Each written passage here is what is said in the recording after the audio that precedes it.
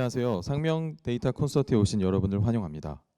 오늘 데이터 콘서트의 사회를 맡은 상명대학교 소프트웨어 중심대학 사업단 가치확산센터 부센터장 정대식 교수입니다.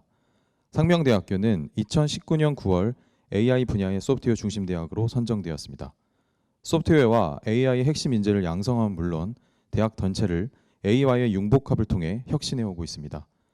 작년 11월에 눈에 보이지 않는 피아니스트와 인간 오케스트라와의 아주 특별한 AI 음악회를 소프트웨어 중심대학 사업단과 문화예술대학 음악학부가 함께 주최하고 기획하여 AI와 인간이 화합하여 아름다운 세상을 만든다는 슬로건으로 연주회를 성황리에 마쳤습니다.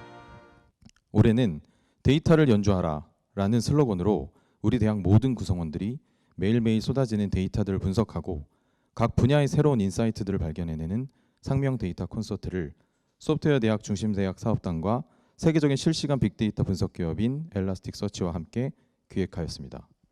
데이터 콘서트는 올해 5월 20일 시작으로 상명대학교 홈페이지 및 소프트웨어 중심대학 사업단 홍보 채널들을 통해 상명대학교 전체 학생들에게 안내 및 모집되었습니다. 모집을 통해 접수된 총 21개 팀 신청팀의 모든 제안서를 대상으로 1차 예선 심사를 거쳐 탑 8을 선정하였습니다. 선정된 탑 A팀은 여름방학 기간 동안 제안한 주제를 분석하고 해결 방안을 도출하였습니다. 이를 위해 엘라스틱서치의 전문가들과 소프트웨어 중심대학 사업단 교수님들의 멘토링이 제공되었습니다. 80여일간의 탑 A팀이 구현한 내용을 대상으로 8월 말 최종 심사를 거쳐 탑 4팀이 결정되었습니다. 오늘 이 자리는 탑 4팀의 자유로운 데이터 분석을 통한 인사이트를 소개하고 데이터 관련돼 있는 주제들을 발현하는 무대인 것입니다. 자, 그럼 5개월 동안 각 분야의 데이터들을 분석하고 인사이트를 도출한 탑 4팀의 데이터 연주를 감상해 보도록 하겠습니다.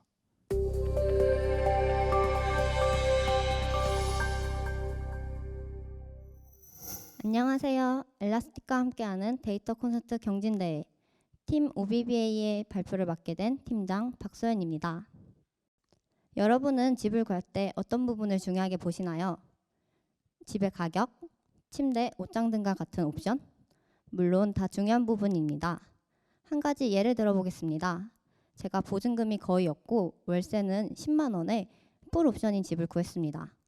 이제 공부하러 카페를 갈 건데 가장 가까운 카페는 버스를 타면 2시간이 걸립니다. 또 오다가 장도 봐야 하는데 가장 가까운 마트가 택시를 타면 50분이 걸립니다. 과연 저는 이 집에서 잘 지낼 수 있을까요? 이처럼 아무리 좋은 조건에 좋은 집을 구했다 하더라도 좋은 환경이 아닌 이상 아무런 의미가 없습니다. 실제로 저희가 집을 구하는 과정을 살펴보면 원하는 위치를 대략적으로 정합니다. 그 후 그 위치 주변에 집을 검색한 후에 집 내부 환경과 가격 등을 보고 결정하게 됩니다. 하지만 저희는 바로 이 부분에서 문제점을 느꼈습니다. 집을 구하려고 위치를 정할 때 주변 친구들한테 여기 어때? 여기 주변에 놀 곳 많아? 하면서 물어보는 방법 외에는 집 주변에 원하는 환경을 파악하기에 어려움이 있었습니다. 따라서 저희는 소비자 중심의 집 외부 환경 정보 제공의 필요성을 느꼈습니다. 집 주변에는 교통시설, 식당, PC방 등 우리 생활에 필요한 많은 데이터들이 존재합니다. 저희는 이들을 활용하여 누구나 쉽게 집 주변 환경을 파악할 수 있도록 지도를 제공하는 프로젝트를 기획하게 되었습니다. 저희 프로젝트 이름은 핸드입니다. 핸드, 무슨 의미를 담고 있을까요? 핸드의 글자 사이를 조금 띄워볼까요? 홈 앤드가 됩니다. 집을 구할 때 필요한 것은 집뿐만 아니라 집, 그리고 집 주변의 환경 정보가 필요합니다. 따라서 저희는 핸드를 통해 필요한 데이터를 여러분의 손 안에 제공하는 것을 목표로 정했습니다. 먼저 저희는 소비자가 집 주변 환경에 대해 검색할 때 필요한 카테고리를 나눴습니다. 가장 중요한 항목이라고 볼 수 있는 안전, 학생과 직장인들에게 꼭 필요한 항목인 학업과 교통, 그리고 저를 비롯해 많은 부분이 필요로 할 것 같은 여가, 그 밖에도 편의, 복지, 기피 등과 같이 소비자에게 필요한 여러 항목들을 알기 쉽게 구분해 놓았습니다. 여기서 가장 특이한 항목은 이벤트입니다. 혹시 맥세권이라는 말을 들어보셨나요? 역세권과 같이 우리 집 근처에는 맥도날드가 있다는 뜻의 신조어인데요. 저희는 이렇게 무슨 세권이라고 나타낼 수 있는 스타벅스, 워플대학, 맥도날드 등의 위치 데이터 또한 가져와 스세건, 와세건, 맥세건 등으로 나타낼 수 있도록 이벤트 항목에 추가해 넣었습니다.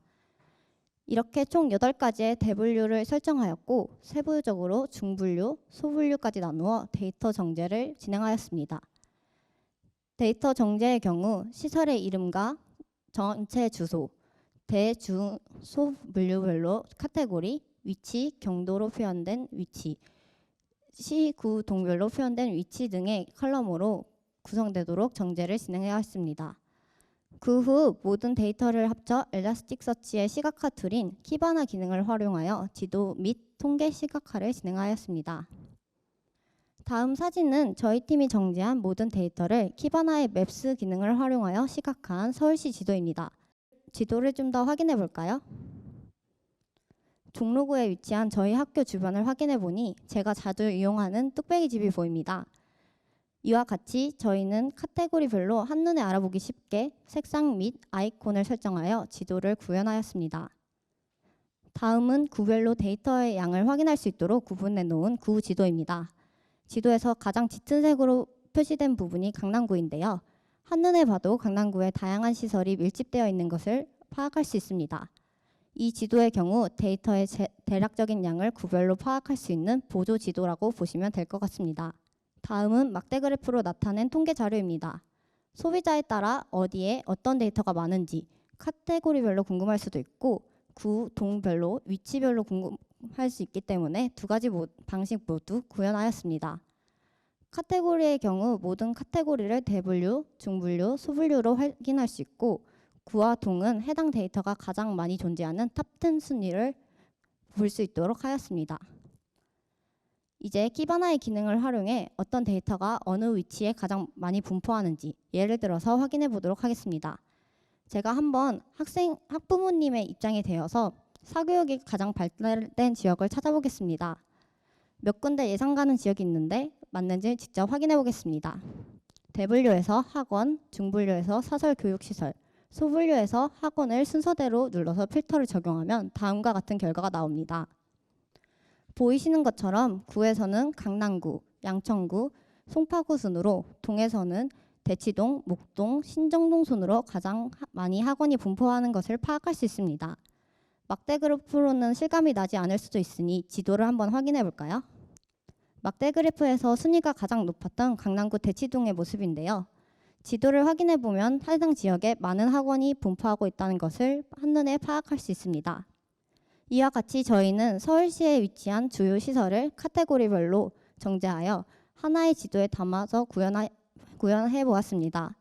내가 원하는 시설이 어느 지역에 많이 분포되어 있는지 또는 내가 선택한 지역의 주변 환경이 어떻게 구성되어 있는지 필터를 통해 바로 파악이 가능합니다. 저희 핸드 프로젝트는 단순히 집을 구할 때뿐만 아니라 내가 처음 가보는 생소한 지역의 주변 환경이 어떠한지 알아야 할 경우에도 충분히 활용이 가능합니다.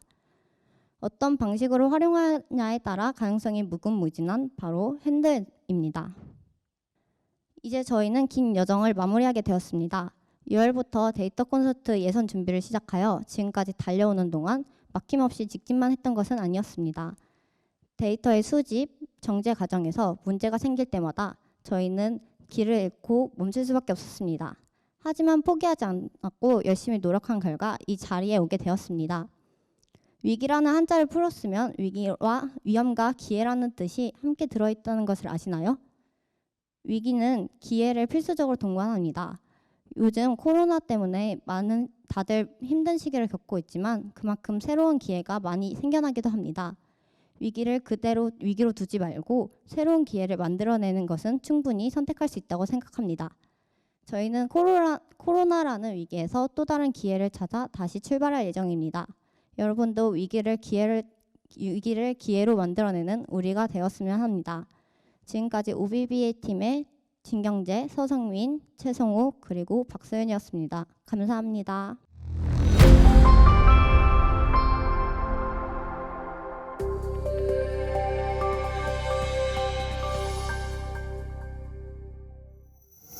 안녕하세요. SM 뉴캐슬의 강은영이라고 합니다. 저희는 서울시 사교육 현황 분석에 대한 주제로 발표를 진행하도록 하겠습니다.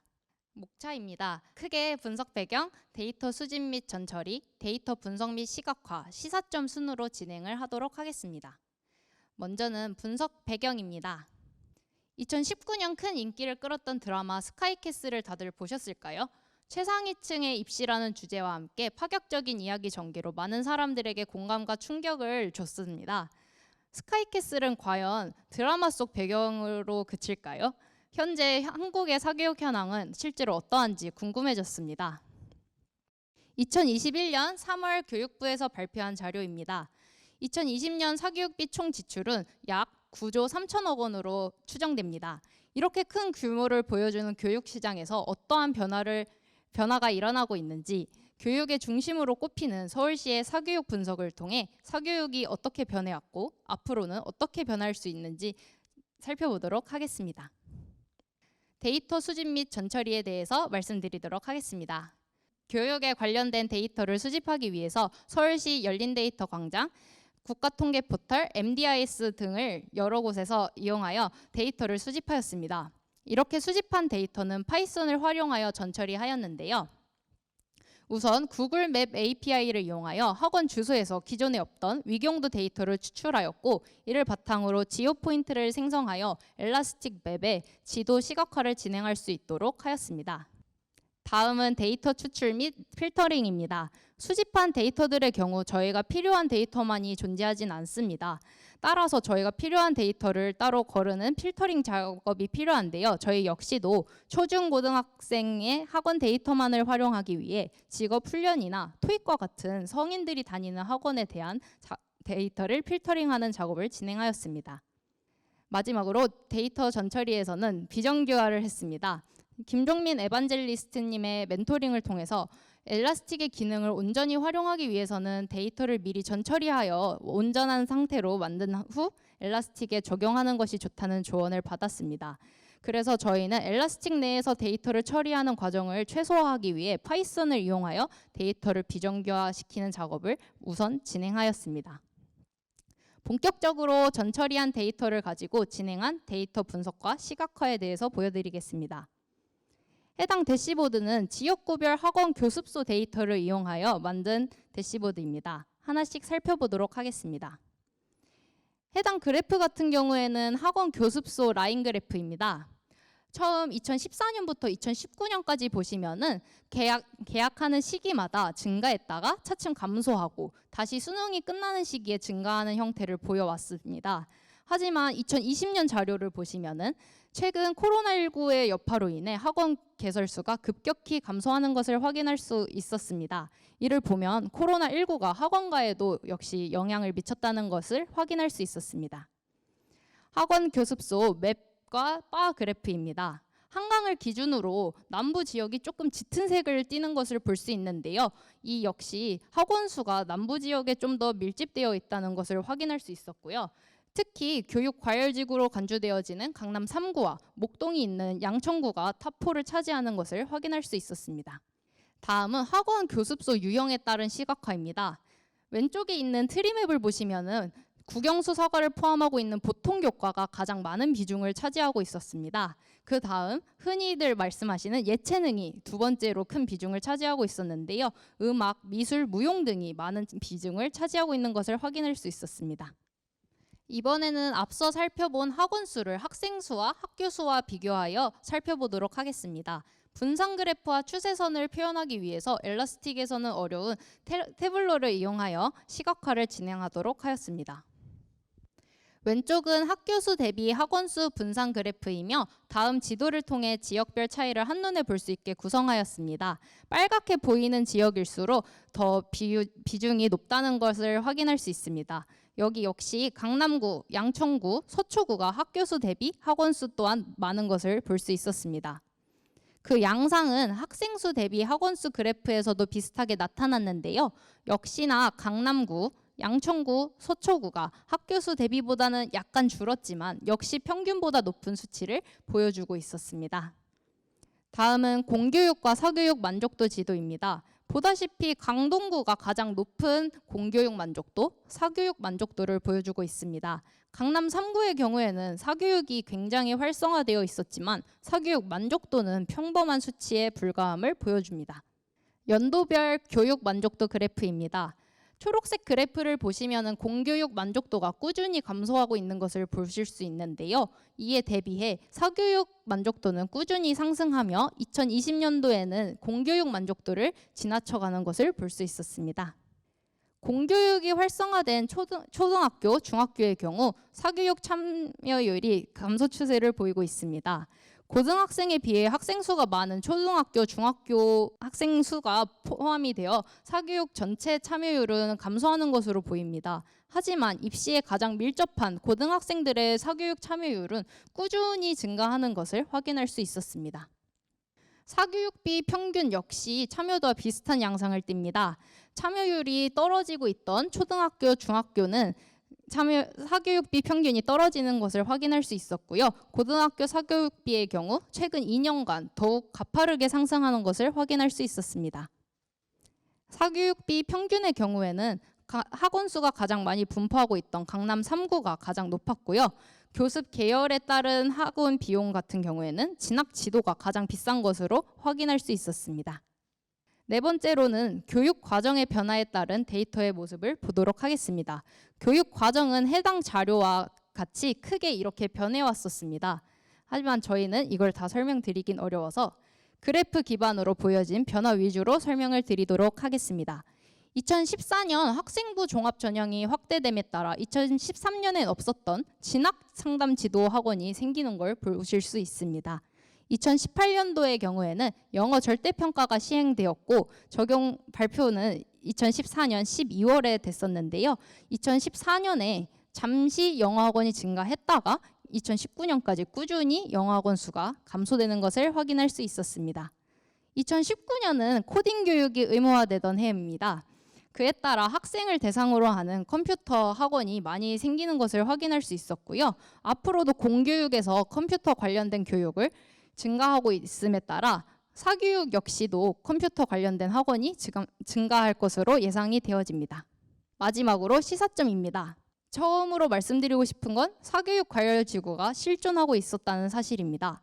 흔히 저희가 강남 3구와 양천구를 교육과열지구로 꼽고 있는데요. 분석 결과 역시 네 곳이 학원 수와 사교육 비용 측면 등에서도 상위권으로 나타났고 서울시 내에서의 교육 환경 불균형이 발생하고 있다고 보여집니다. 두 번째로는 공교육과 사교육의 관계입니다. 정부에서는 사교육을 감소시키고자 노력을 하고 있습니다. 하지만 분석 결과 공교육에 대한 만족도는 꾸준히 감소하고 사교육에 대한 만족도는 증가하고 있습니다. 그에 따라 사교육 만족도 역시 증가를 하고 있는데요. 이를 통해 사교육의 만족도 상승 원인이 무엇인지 제대로 분석을 하고 사교육을 억압시킬 것만이 아닌 장점을 공교육에 반영해야 된다고 생각이 되어집니다. 세 번째로는 교육 정책과 입시 제도가 사교육 시장에 큰 영향을 끼치는 것을 볼 수 있었습니다. 정책이 변함에 따라 기존 학원들이 크게 감소하거나 증가한다든지 전혀 없던 계열이 생겨나기도 했습니다. 정부는 꾸준한 시기열 분석을 통해 정책과 입시 제도를 이용하여 사교육 시장을 바로잡는 것이 바람직하다고 생각합니다. 지금까지 SM뉴캐슬의 강은영이었습니다. 감사합니다.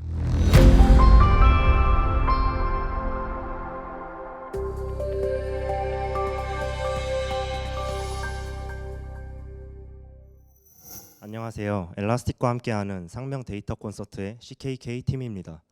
저희는 모두 휴먼지능정보공학과 소속이며 팀장의 최은주, 팀원의 김지훈, 김현중으로 구성되어 있습니다. 주제부터 소개드리며 발표 시작하겠습니다. 저희 팀은 전국 상권 분석을 통한 업종별 최적의 입지 선정 인사이트와 인사이트 간 숨겨진 연관관계 발견 및 시각화라는 주제를 선정하여 분석을 수행하였고 이를 통해 창업에 도움이 될 수 있는 서비스를 개발하고자 하였습니다. 최근까지 창업에 대한 관심은 꾸준히 높아져 왔습니다. 상단의 표는 통계청이 발표한 기업 생멸 행정 통계입니다. 이 표에서 1은 1000개를 의미하는데 활동 기업 수는 2013년을 기점으로 매해 200씩 증가하고 있습니다. 즉 매년 약 20만 개씩 증가하고 있다는 것입니다. 기사는 조선일보의 작년 12월 기사입니다. 기사에 의하면 창업한 100만 곳 중 40만 곳이 1년도 안 돼 폐업을 하는 상황입니다.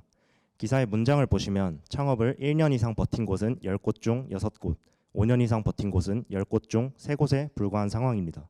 정리하자면 꾸준히 늘어나는 창업 수로 미루어 볼 때 아마 대다수의 창업가들은 잘 먹고 잘 살기 위해 그 도전을 시작할 것입니다.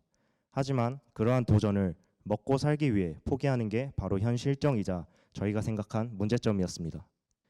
저희는 문제를 해결하기 위해 원인에 대해 고민해 보기 시작했습니다.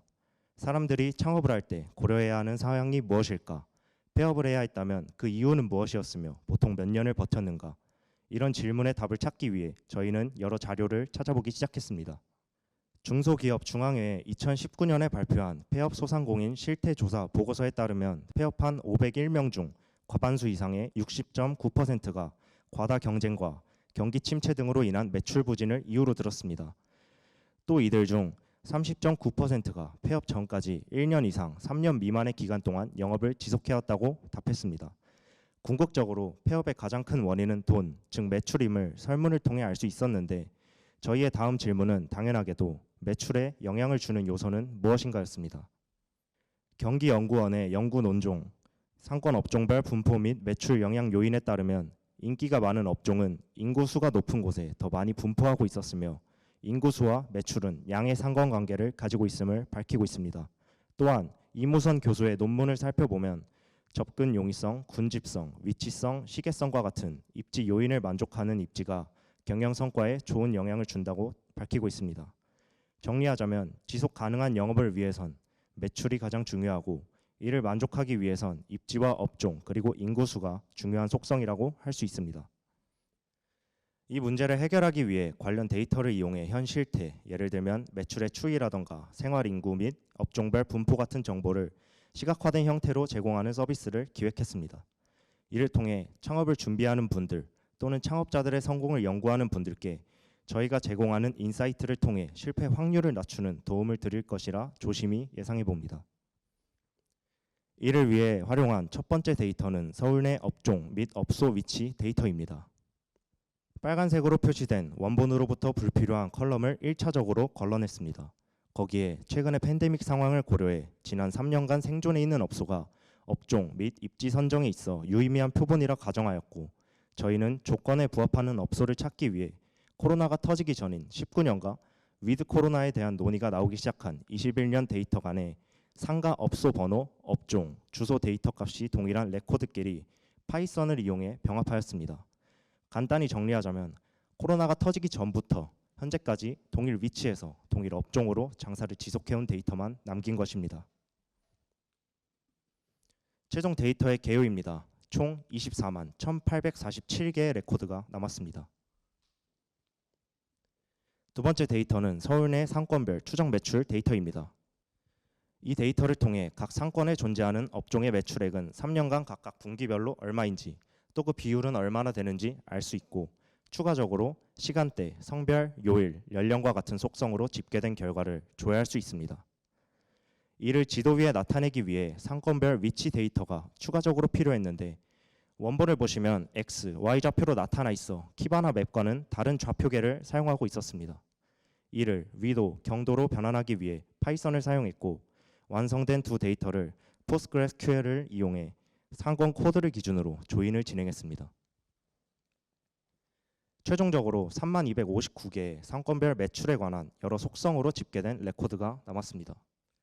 마지막 데이터는 행정동별 생활인구 데이터입니다. 해당 데이터는 날짜와 시간을 기준으로 행정동별 생활인구에 관한 다양한 컬럼을 담고 있습니다. 여기서 생활인구란 해당 시간에 해당 지역에 존재하는 모든 인구를 뜻합니다. 생활인구 데이터를 키바나 맵에 시각화하여 표현하는 것이 가장 직관적으로 다가올 것이라 생각하였지만 원본 데이터 내에 위경도 좌표값을 가진 컬럼이 존재하지 않아 키바나 맵 위에 표현할 수 없는 형태였습니다. 이를 해결하기 위해 부가적 데이터인 행정동별 중심 좌표를 행정동 코드를 기준으로 파이썬을 이용해 추가했고 최종적으로 시간 흐름에 따른 위치별 생활인구를 파악할 수 있었습니다. 구현에 사용한 데이터의 개요입니다.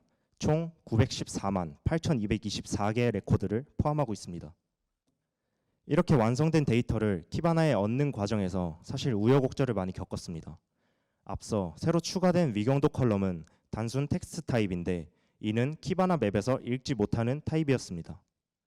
키바나 맵은 지오포인트 타입을 통해 지도 위에 표현을 해주기 때문에 지오포인트 타입의 로케이션 지오라는 필드를 미리 생성한 뒤 로그 스태시를 통해 데이터를 넣는 과정으로 진행했습니다.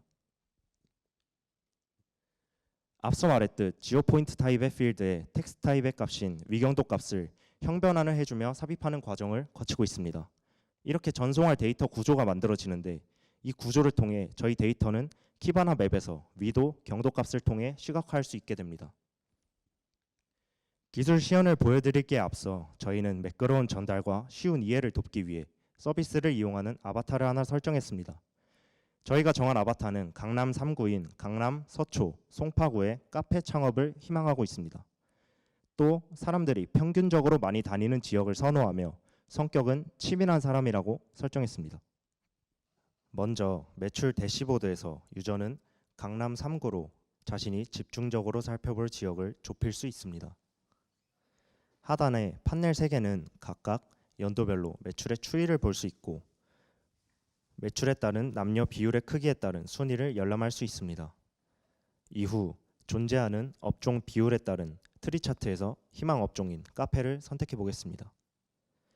보시는 것처럼 업종 선택에 따라 클러스터 맵의 색이 달라졌는데 이는 매출 크기에 따라 상대적으로 파란색에서 빨간색까지 결정됩니다. 여기서 유저는 3구 중 비교적 특정 상권에 매출이 집중되어 있지 않고 전반적으로 잘 분포되어 있는 송파구 지역으로 탐색을 집중하기로 결정했습니다. 다시 송파구로 선택 지역을 좁히고 파이 차트를 통해 어떤 상권에서 커피, 음료의 업종의 매출이 큰지 조회해본 결과 잠실 관광특구와 잠실역 상권이 1, 2위를 차지하고 있었습니다. 하지만 두 상권을 비교해 봤을 때 잠실역 상권이 평균 생활 인구수가 더 높고 인근 지역과도 그 수의 편차가 크지 않음을 발견할 수 있었습니다.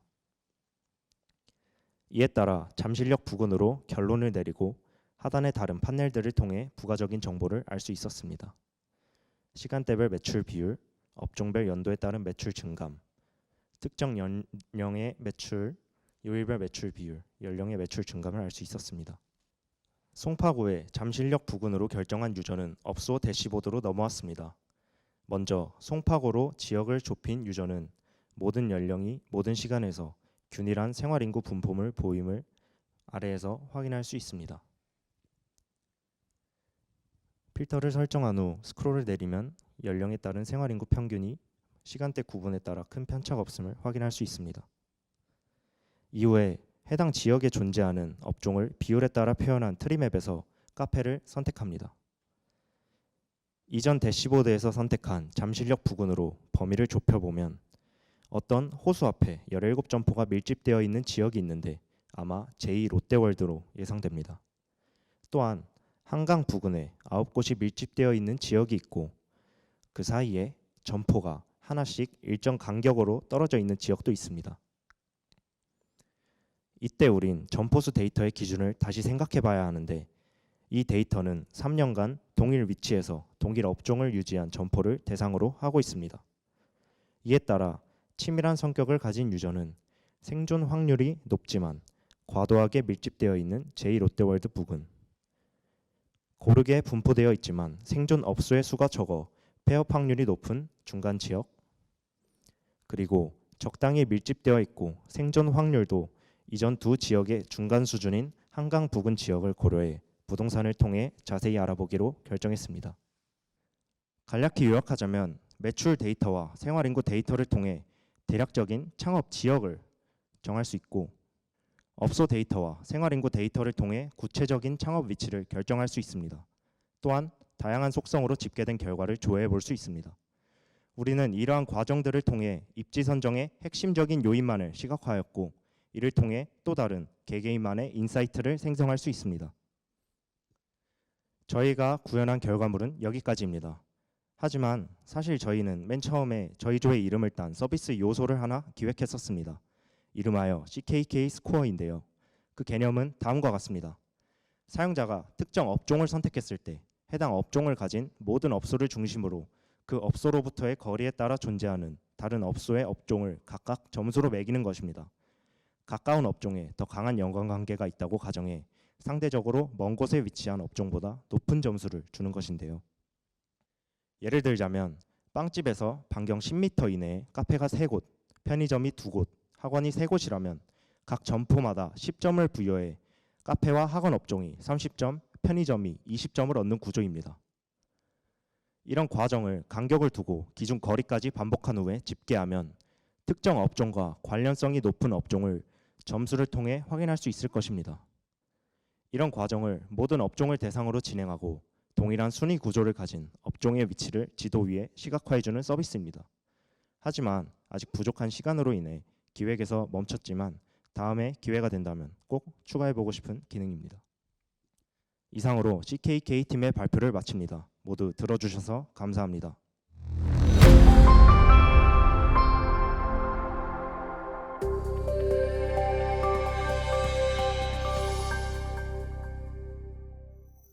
네, 안녕하세요. 3년 모은 데이터 500년 간다 3대 500의 한정민. 김정수입니다. 네, 오늘 저희는 최근 급성장하고 있는 중고시장에서 데이터와 함께 더 똑똑하게 거래하는 방법에 대해서 이야기를 한번 해보려고 합니다. 정민 씨 혹시 중고거래 해보신 적 있으신가요? 해본 적은 있는데 중고거래 할 때마다 늘 사기 때문에 마음을 졸였던 적이 많았던 것 같습니다. 네, 누구나 그런 걱정은 가지고 있는 것 같습니다.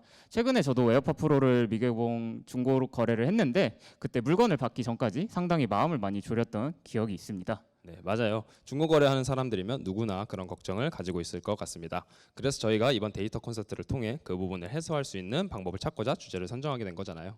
네, 그렇습니다. 정말 지난 몇 달간 머리를 싸매면서 열심히 준비했는데 엘라스틱 코리아를 비롯해서 상명대학교 소프트웨어 중심 사업단에 많은 분들이 도와주셔서 잘 진행할 수 있었던 것 같습니다.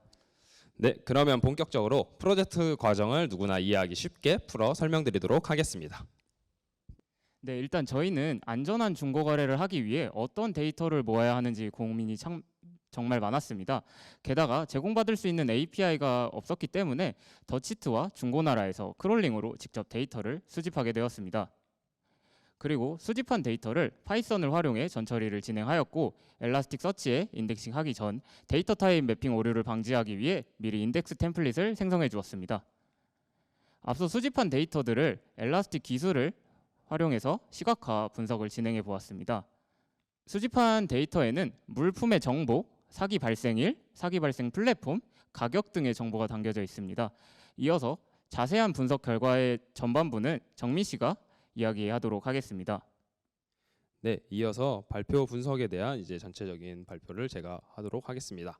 네, 먼저 전반적인 중고거래 전체에 대한 분석을 통한 최근 중고거래 사기 피해 동향에 대해 말씀드리도록 하겠습니다. 월별 사기 피해 건수 그래프를 보시게 되면 먼저 일별로 100건 이상의 사기 피해가 발생한 것을 확인하실 수 있습니다. 또한 일별 사기 피해 금액 그래프를 보시게 되면 보름마다 약 2억 원 정도의 사기 피해가 발생하고 있는 것을 확인하실 수 있습니다. 네, 이를 약 6개월간 데이터를 수집한 결과를 집계하면 약 2만 건의 중고거래 사기 피해와 137억 원이라는 어마어마한 피해 금액이 발생한 것을 확인할 수 있는데요. 이처럼 우리 사회에서 중고거래가 생각보다 많은 비중을 차지하고 있고 그에 따른 사기 피해도 막심하다는 것을 확인할 수 있습니다.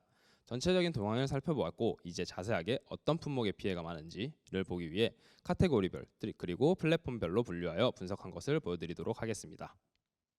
네, 우선 전체 중고거래 중 어떤 품목의 카테고리가 가장 많은 피해 사례가 존재하는지 분석해 보았습니다. 생각지도 못했던 화폐 및 게임 재화 거래가 많은 비율을 차지하고 있었습니다.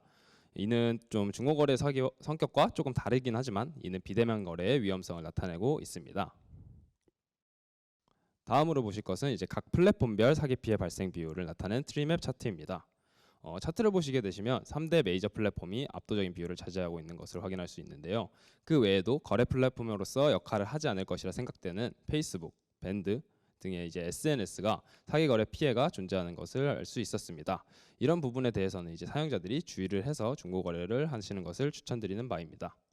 플랫폼별 피해 비율에 이어 플랫폼별 사기 피해 금액 비율을 나타낸 파이 차트입니다. 대부분의 거래 플랫폼에서 실물 거래가 아닌 금전과 관련된 물품들이 높은 피해액을 나타내는 것을 확인할 수 있습니다.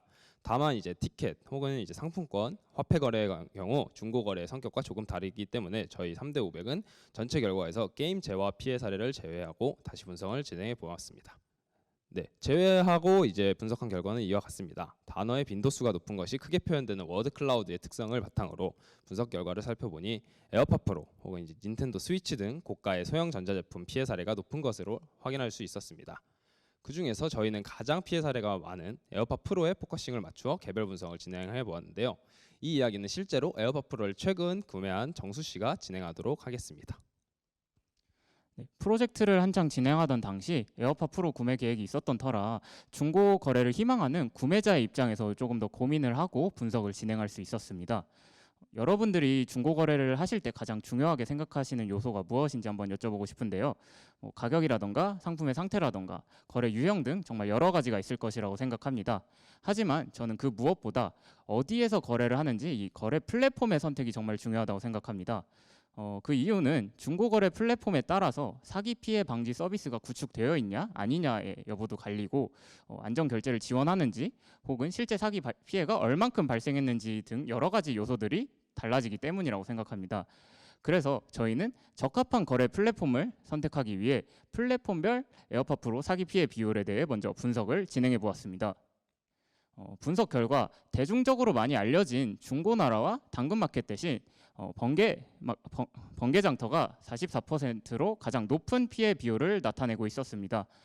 그럼 가장 낮은 피해 비율을 나타내고 있는 당근마켓에서 중고거래를 하는 것이 과연 이 문제에 대한 해답이라고 말할 수 있을까요? 사실 눈치 빠르신 분들은 이미 아시겠지만 이 분석에는 한 가지 맹점이 존재합니다. 바로 플랫폼별 중고거래 건수가 반영되지 않았다는 점입니다.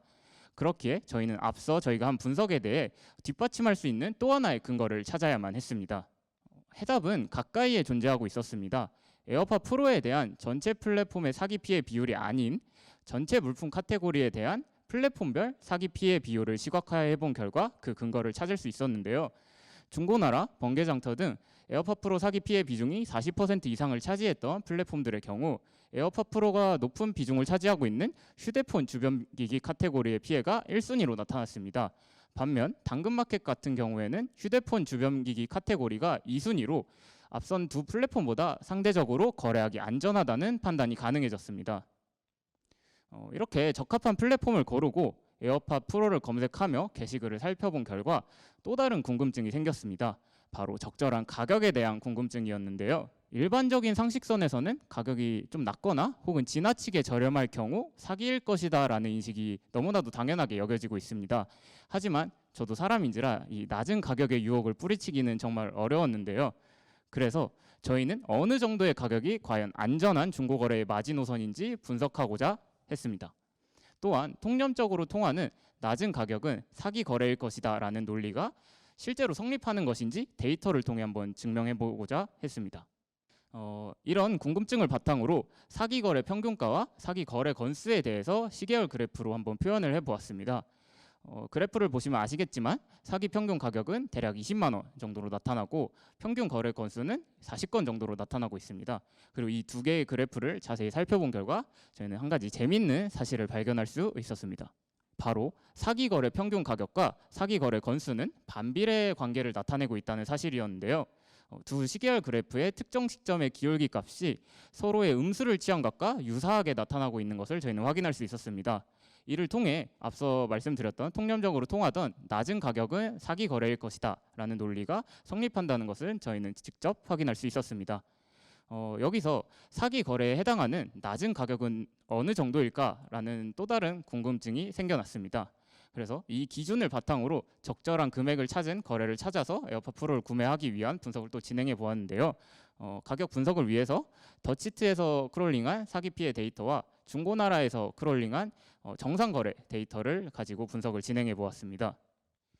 분석 결과를 살펴보시면 정상 거래가의 평균을 기준으로 아래 붉은 영역은 사기 거래에 자주 등장하는 위험 가격군으로 파란색으로 칠해진 가격 범위는 정상 거래의 평균가보다는 높지만 사기 거래의 최대치보다는 낮은 영역으로 속단하기 어려운 가격군이라고 저희는 지칭했습니다. 그리고 마지막으로 사기 거래에서 한 번도 등장하지 않은 가격 범위인 초록색 영역은 높은 확률로 안전한 거래가 가능하다는 판단을 내렸습니다. 이런 지표를 기반으로 저희는 에어팟 프로를 거래할 때 21만 원 정도를 이제 마지노선으로 설정하고 그보다 낮은 거래 게시글은 피하고자 결정했습니다. 네, 이렇게 적합한 가격 성정까지 끝마친 후에 드디어 이제 에어팟 프로를 안전하게 구매할 수 있다는 사실에 저는 조금씩 신이 나고 있었습니다. 하지만 이 21만 원이라는 안전 거래 가격은 알아냈지만 추가적인 사기 거래 패턴을 파악할 필요가 있다고 저희는 생각했습니다. 그래서 사기 패턴을 분석하기 위해 사기 피해 게시글들의 사건 개요를 카카오 형태소 분석기, 일명 카이를 사용해서 분석을 해보았는데요. 그래프를 보시면 아시겠지만 약 800건 가량의 에어팟 프로 피해 사례를 형태소 분석해본 결과 비대면 거래 관련된 단어들이 상위권에 랭크된 것을 확인할 수 있었습니다. 이처럼 대부분의 사기는 직거래가 아닌 비대면 거래 상황에 많이 발생하는 것으로 저희는 결론을 내릴 수 있었습니다. 또한 여기서 입금, 계좌나 환불 이런 은행 관련 단어들이 자주 등장하는 것으로 보아 사기 피해와 은행 정보 간의 연관성도 한번 찾아보고자 했습니다. 그래서 사기꾼들이 과연 주로 어떤 은행을 많이 사용하는지 분석을 진행해 보았습니다. 분석 결과를 보시면 카카오뱅크가 압도적으로 높은 비율을 차지하고 있고 그 뒤로 농협과 국민은행이 따르고 있습니다. 하지만 카카오뱅크의 경우 계좌 개설이 정말 용이하다는 점과 그리고 최근 많은 인기를 얻어서 정말 많은 사람들이 계좌를 개설하고 있다는 이런 사실 때문에 섣불리 카카오뱅크 계좌를 쓴다고 해서 이게 사기꾼일 것이다라고 속단하기는 어려웠습니다. 다만 아무래도 절대적인 사기 피해 건수가 다른 은행 사용자들에 비해서 많이 등장하였기 때문에 거래를 할 때 카카오뱅크를 사용하는 상대를 만난다면 각별한 주의가 필요할 것으로 생각됩니다. 네, 지금까지 분석한 내용을 바탕으로 저는 가장 안전하다고 판단된 플랫폼인 당근마켓에서 비대면 택배 거래가 아닌 직거래를 통해 안전함 적절한 평균 가격인 21만 원에 하나은행 계좌 보유자에게 에어팟 프로를 구매할 수 있었습니다. 그리고 저는 드디어 노이즈 캔슬링의 신세계를 경험할 수 있었습니다. 네, 이제 다음으로는 정민 씨가 이어서 발표하도록 하겠습니다. 네, 정숙 씨의 이제 에어팟 프로를 구매하는 스토리를 보면서 저희는 이제 데이터를 이용하여 중고거래 사기와 관련된 다양한 인사이트를 얻을 수 있었습니다. 하지만 여전히 중고거래를 사용하는 많은 사람들은 사기 피해 위험에 노출되어 있으며 앞서 말씀드린 고충과 걱정은 누구에게나 존재한다고 생각합니다. 현재 중고거래 사기 방지를 하기 위해서 할 수 있는 방법은 사용자가 더치트에서 사기 피해를 검색하여 거래를 하고자 하는 상대방이 사기꾼인지 혹은 이제 사기꾼이 아닌지 검색해 단일 사례만 보는 방법뿐입니다. 그래서 저희 3대 500은 데이터 분석에서 끝나지 않고 얻은 인사이트의 가치를 많은 분들에게 제공하고자 합니다. 분석한 데이터들을 통해 중고거래 사기 피해를 미연에 방지하고자 사기 품목 검색 및 분석 서비스인 그만당해를 구현 중에 있습니다. 1차적인 더치트 검색을 통해 등록된 사기 정보를 파악하고 이제 저희 서비스를 통해 추가적인 사기 패턴에 대해 지식을 습득한다면 사용자들은 중고거래를 더욱 안전하게 진행할 수 있을 것입니다. 구현적인 서비스는 다음과 같습니다. 메인 페이지에 접속하시면 사용자에게 중고거래 사기 품목 키워드를 보여주면서 현재 사기 거래가 많은 품목을 한눈에 파악할 수 있도록 해줍니다. 또한 밑에는 이제 전체 중고거래 사기 피해의 총 금액과 건수를 함께 보여주면서 사용자에게 중고거래 사기의 위험에 대한 경각심을 일으켜줍니다. 네, 이어서 사용자가 알아보고 싶은 물품, 이제 예시를 들어서 에어팟 프로를 검색하게 되면은 해당하는 사기 위험도 등급과 사기 동향 정보를 함께 제공해 줍니다. 이때 옆에 보이시는 이제 위험도 등급은 차후에 정상 거래 데이터를 접목하여 군집화를 거쳐 스코어링할 예정입니다. 최근 사기 피해가 많아지는 품목이라면 배너를 통해서 사용자에게 더욱 유의하라는 메시지를 전달해 주고자 했습니다. 그 밑에는 이제 해당 물품에 대한 사기 피해 리스트를 한 번에 보여줌으로써 어떠한 방법으로 사기가 발생했는지에 대한 정보를 사용자에게 제공하여 같은 수법의 피해가 발생하지 않게 예방하도록 하고자 합니다. 네, 또 이제 스크롤 밑으로 내리게 되면은 검색한 물품의 사기 피해에 관한 데이터를 차트로 시각화하여 사용자는 플랫폼 혹은 이제 거래 가격 등의 사기 피해에 관련된 정보들을 쉽게 파악할 수 있도록 하였으며 마지막으로 이제 사용자의 검색 로그를 엘라스틱서치에 인덱싱하여 검색한 물품에 대해 관련된 물품 리스트를 쉽게 찾아볼 수 있도록 추천해 주고자 합니다. 네, 이제 마지막으로 향후 계획은 정수 씨가 이어서 발표하도록 하겠습니다. 네, 저희 3대 500 그만당의 서비스의 향후 계획에 대해 말씀드리고 이만 이야기를 마무리 짓도록 하겠습니다. 앞서 설명드린 바와 같이 중고거래에서 가장 많은 사기 피해가 발생하는 것은 비대면 거래입니다. 그래서 저희는 비대면 거래 유형에 좀 더 포커싱하여 더욱 안전하게 거래할 수 있는 방법이 필요하다고 생각했습니다. 이 방법에 있어 데이터 확보를 통해 사기 게시글의 피처를 추출하고 이것이 사기 거래 게시글인지 정상 거래 게시글인지를 분별해주는 인공지능 모델 개발을 계획 중이고, 추가적으로 앞서도 보여드렸듯이 정상 중고 거래 가격도 분석하여 정상 거래의 평균 가격과 사기 거래의 평균 가격 편차 분석을 통해 안전 거래가를 제시해주는 기능 또한 추가할 예정입니다.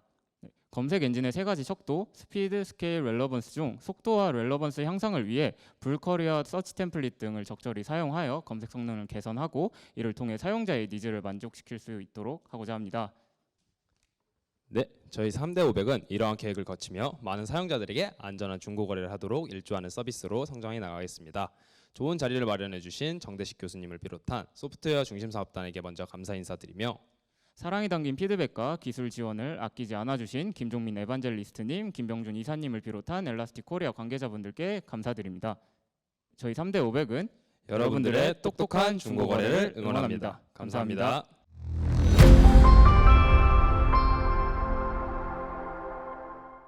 네, 이번엔 저희가 데이터 콘서트를 조금 더 빛내주기 위해서 좀 특별한 두 분을 초청했습니다.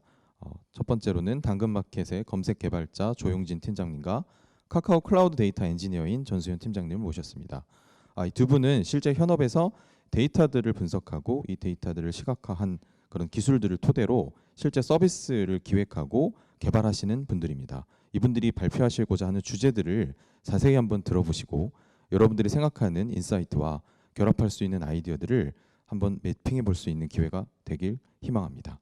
자, 그럼 한번 두 초청 강연을 들어보도록 하겠습니다.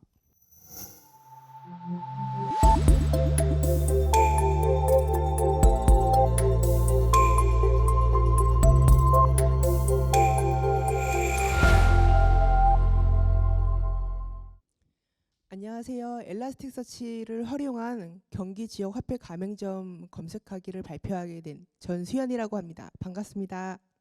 네, 저는 현재 카카오 클라우드 텔레메트리 파트에서 데이터 엔지니어로 일을 하고 있고요. 그리고 현재 대전 충남대학교 컴퓨터융합부에서 공개 소프트웨어 실습 강의를 맡고 있습니다. 그리고 여자 개발자 모임터라는 커뮤니티를 운영을 하고 있는데요. 제가 2006년도 이제 신입 때부터 만든 커뮤니티예요. 여기 대표로 하고 있고, 그리고 카카오 커머스 선물하기에서 데이터 엔지니어로 일을 하고 있고요. 선물하기는 많이 사용해 보셨죠? 그리고 카카오 커머스로 분사하기 전 카카오에서는 선물하기 백엔드 개발자로 일을 하였습니다. 우선 처음 말씀드릴 게 이제 경기도 재난 기본소득 지원에 대해서 먼저 말씀드리겠는데요.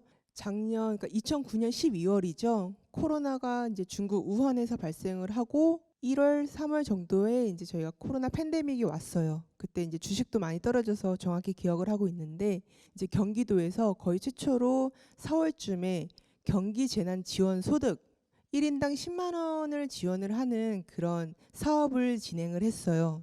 그래서 이제 그 지원금을 받고 나서 그러면 지원금을 어디서 사용할 수 있을까라는 궁금함이 있었는데, 이거는 이제 경기도에서 만든, 즉 정확히 말하면 경기도에서 하청을 준 업체에서 그 경기 지역 가맹점 사이트를 만들었어요.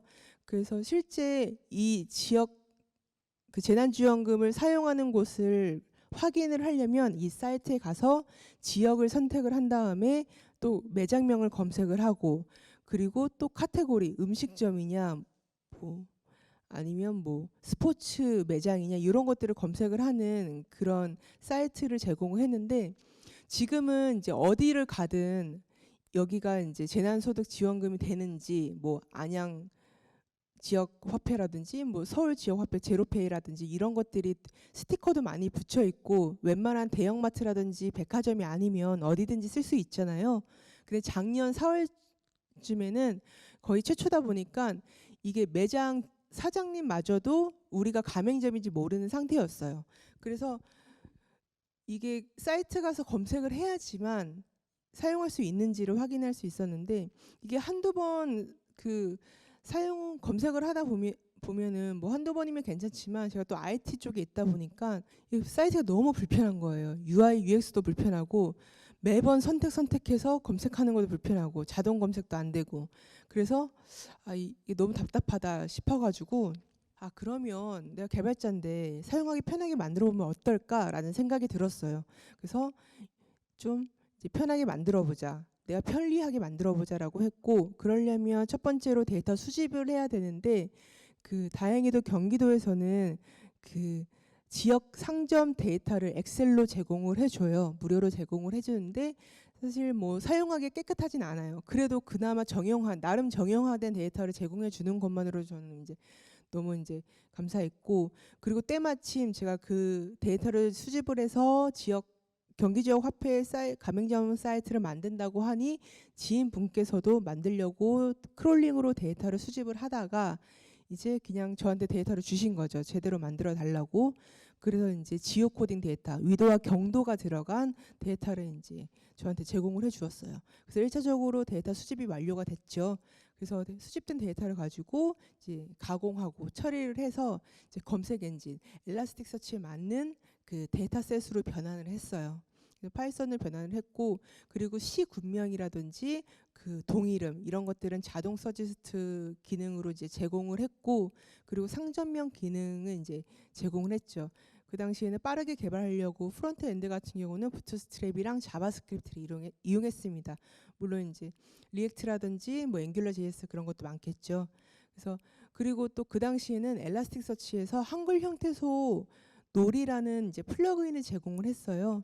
그래서 그걸 마침 이용을 해가지고 이제 한글 검색에 적용을 했는데 예를 들어서 검색어가 파리 바게트라고 했을 때 파리 바게트 검색 결과가 나오는 것뿐만이 아니라 뭐 파리 크라상, 파리 바게트 평촌점, 뭐 파리 생제르망, 파리 바봉 이런 식으로 나오게끔 기능을 제공을 했습니다.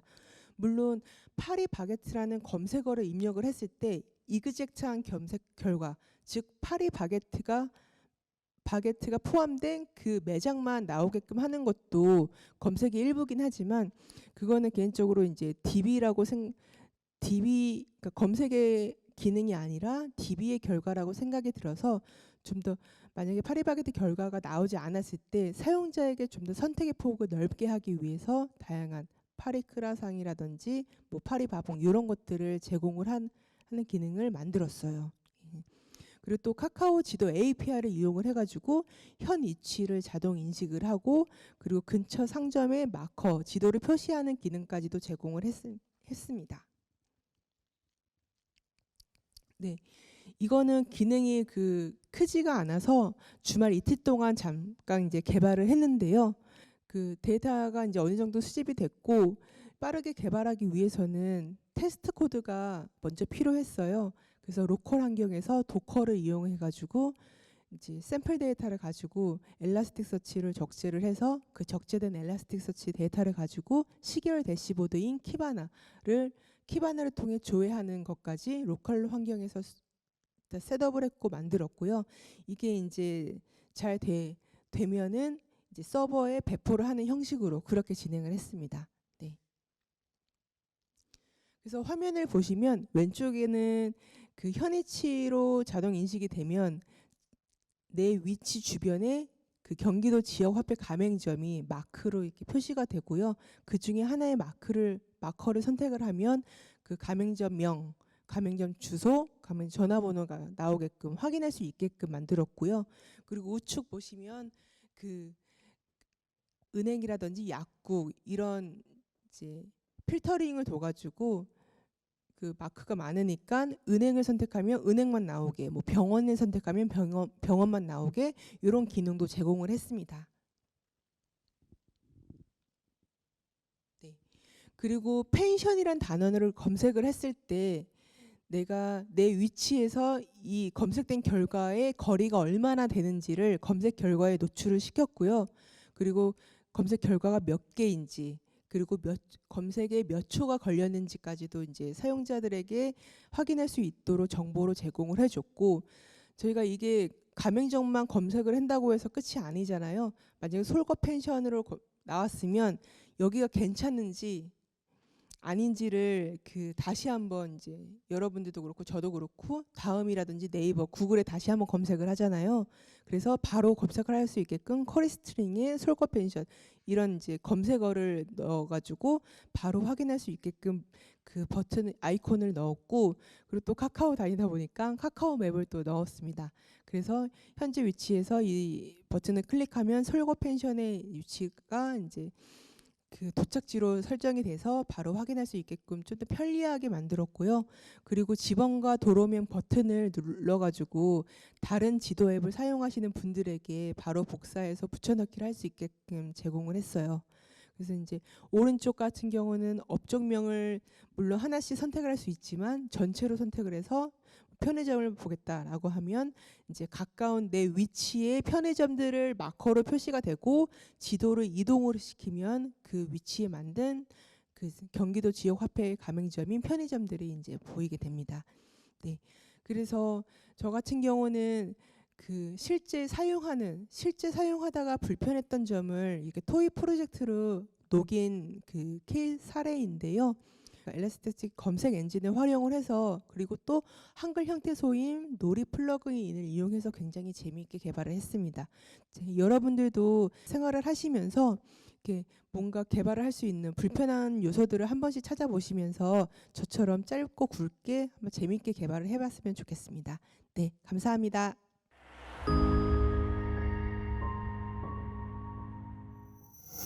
안녕하세요. 당근마켓 검색팀 서버 개발자 조용진입니다. 여러분, 혹시 이번 데이터 콘서트를 준비하면서 프로젝트들은 진행이 잘 되었었나요? 분명 누구는 원하는 성과를 얻었을 거고 누구는 원하는 성과를 얻지 못했을 거예요. 그래도 괜찮아요. 우린 아무리 못해도 최소한 하나는 배웠잖아요. 이렇게 하니까 되네? 이렇게 하니까 안 되네? 를요. 얻은 방법들을 잊지 않으면 일단 남는 겁니다. 긍정의 마인드입니다, 여러분. 저는 여기에 하나 살을 더해드리고 싶어요. 바로 문제에 대한 접근 방법이에요. 프로젝트들을 계획하기 전에는 누구나 원대한 꿈을 꾸지 않나요? 그리고 원대한 꿈을 이루기 위한 계획들을 세우게 되고요. 어때요? 그 계획들은 성공적이었나요? 성공적이었다면 그 계획을 만든 친구랑 최대한 친하게 지내세요. 나중에 그 친구 분명 성공할 겁니다. 여러분, 혹시 이 그림을 보신 적이 있나요? 여러분들은 이 중에서 어떤 방식으로 계획과 목표를 세웠었나요? 위인가요? 가운데인가요? 또는 아래인가요? 제가 이번 시간에 전달하고 싶은 가치들입니다. 자동차를 만들기 위해서 바로 자동차로 도달하는 게 아니라 단계를 나눠서 점진적으로 도달하는 이 모습들을 이야기할 거예요. 이는 스타트업에서 자주 사용하는 용어로 린 스타트업이라고 하는 것과 개가 같아요. 무언가를 이루기 위한 접근 방법이에요. 일에 대한 접근 방법이라고 할 수 있어요. 그렇지만 저는 더 이것보다 작은 개념에 대해서 이야기를 할까 합니다. 제가 전달해 드릴 것은 작게 시작하기입니다. 쉽고 작게 시작하기요. 말 그대로 이루고 싶은 목표가 있거나 해결하고 싶은 문제가 있다면 쉽고 작게 시작하자는 것입니다. 그리고 큰 마음을 먹거나 준비를 하지 않더라도 바로 행동으로 이어질 수 있도록 정말 쉬운 것부터 작게 시작해 보자는 것입니다. 이 쉽고 작게 시작하기는 제가 스타트업에 있으면서 배운 방법인데 지금 이게 여러분에게 도움이 되지 않을까 싶어 이 주제로 이야기를 준비해 보았습니다. 저의 커리어의 시작은 모두의 캠퍼스라는 작은 스타트업으로부터 시작하였습니다. 저는 모두의 캠퍼스 첫 번째 개발자로 입사를 했고 두 번째 멤버였습니다. 이 동그라미가 바로 저입니다. 모두의 캠퍼스는 개발자가 아닌 경영학부 출신의 대학원생 한 명이 혼자서 월 매출 2천만 원에서 4천만 원을 달성시킨 대학생을 위한 서비스입니다. 네, 그 대학생이 바로 모두의 캠퍼스 대표였습니다. 모두의 캠퍼스라는 스타트업에서는 대학생 학습자료 커뮤니티 서비스와 대학생 중고책 거래 커뮤니티 서비스 이 두 개의 서비스를 운영했었습니다. 대학생 학습자료 커뮤니티 서비스가 모두의 캠퍼스의 메인이었는데 대학생 학습자료 커뮤니티 서비스에서는 강의 평가와 기출 문제를 모으고 페이스북으로 컨텐츠를 유통시켜 팔로워를 늘려나갔습니다. 늘어난 페이스북 팔로워들에게 광고를 보내어 수익을 얻는 사업 모델을 가지고 있었고요. 서비스를 운영하는 기간에는 83개의 대학교를 오픈했었고 시험 기간 기준으로 대학생들로만 월간 접속 이용자 수 70만 명에 이용하는 서비스로 만들었었습니다. 그리고 광고 채널인 페이스북 페이지는 오픈 대학 개수만큼 있었고 광고 타겟 135만 명을 가지고 있었습니다. 이런 모두 캠퍼스의 첫 시작은 네이버 카페로부터 시작했습니다. 모두 캠퍼스라는 스타트업의 처음 쉽고 작게 시작은 네이버 카페로부터 시작했습니다. 처음에는 인터넷상에서 다운로드 받을 수 있는 기출문제와 레포트를 모아서 네이버 카페에 업로드를 하였고 이를 통하여 네이버 카페 사용자를 늘려나가기 시작했습니다. 네이버 카페는 점차 성장해 나갔고 그와 동시에 구현하고자 하는 비즈니스 검증에 객관적인 성과를 쌓을 수 있게 되었습니다.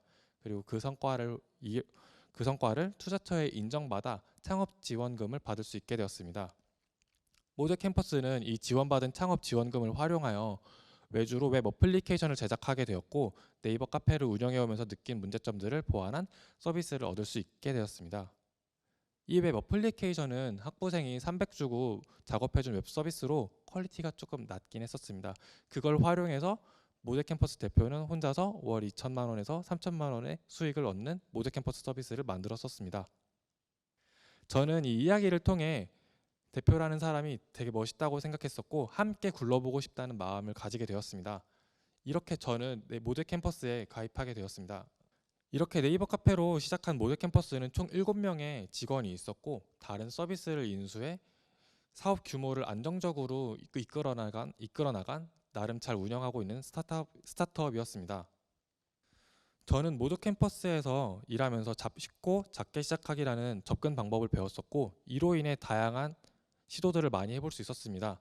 그만큼 시도를 많이 해보면서 서비스적으로나 비즈니스적으로나 많은 배움을 얻을 수 있었는데요. 그 접근 방법은 하는 일에 대한 의구심이 들 때 강력한 힘을 발휘하게 됩니다.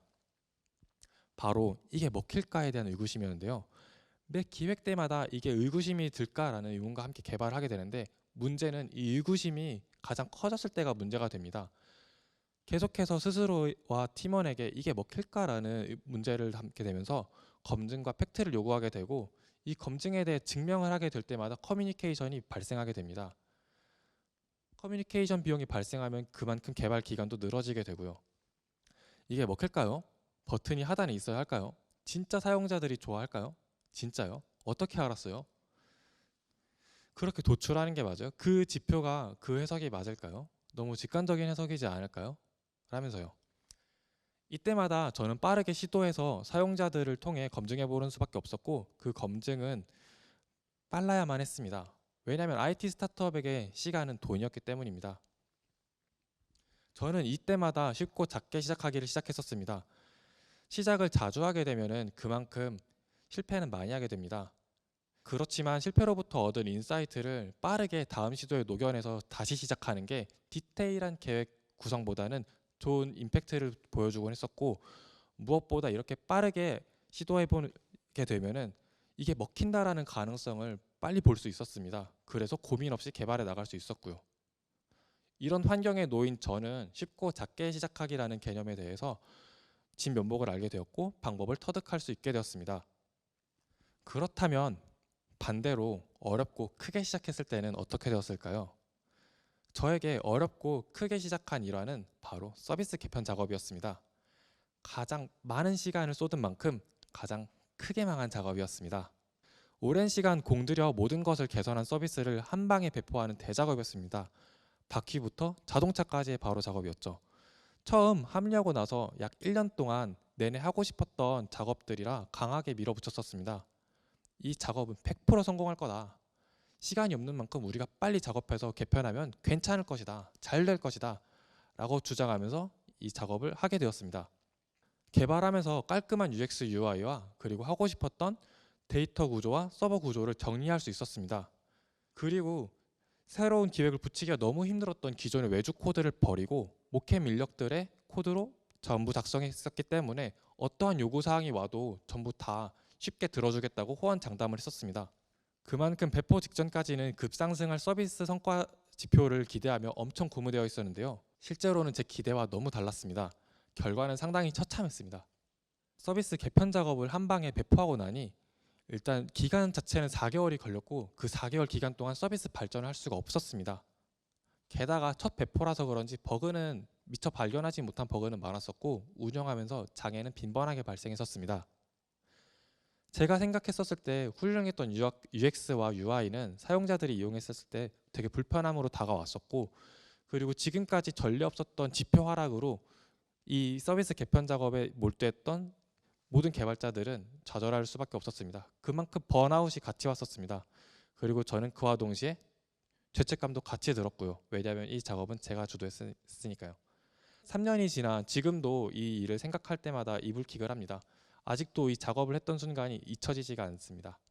저는 이렇게 젊은 대표와 함께 처음 스타트업의 맛을 보게 되었고, 그리고 쉽고 작게 시작하기라는 방법에 대해서 조금은 알게 되었습니다. 여담이지만 모캠이 있었을 때가 가장 행복했었지만 그만큼 가장 힘들었었습니다. 학부 때 갖고 있던 환상과 모든 아집들은 이제 실무로 얻어 터지고 그때마다 울면서 커뮤니티에 도움을 신청하곤 했었습니다.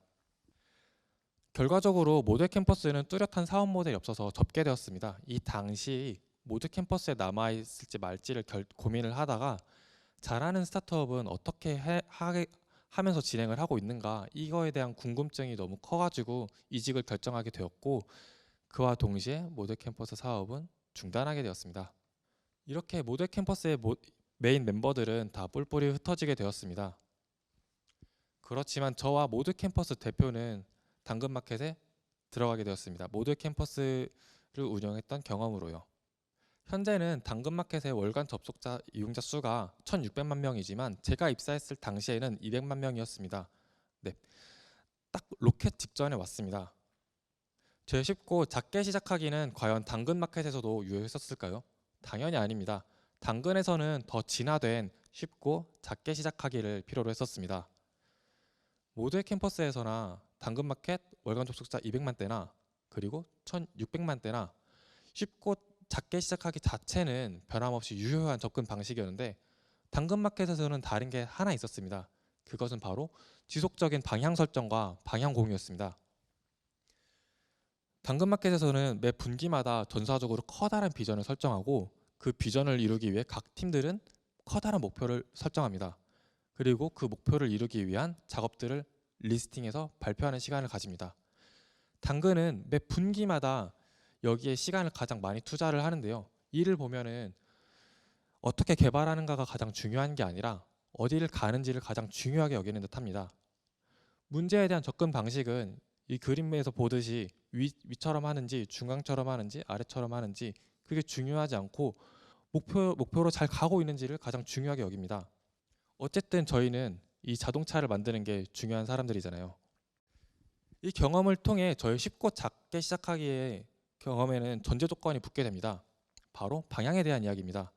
그 방향에 대한 이야기는 이루려는 목적과 목표를 위해 라는 구문이 추가가 됩니다.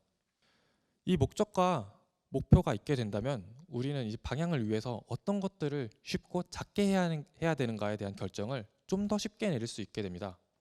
그럼 제가 모캠 때는 어땠나 생각해 보니, 모두 캠퍼스에서는 각자의 모두 캠퍼스가 있었고 그 각자의 모두 캠퍼스를 위해 일했었습니다.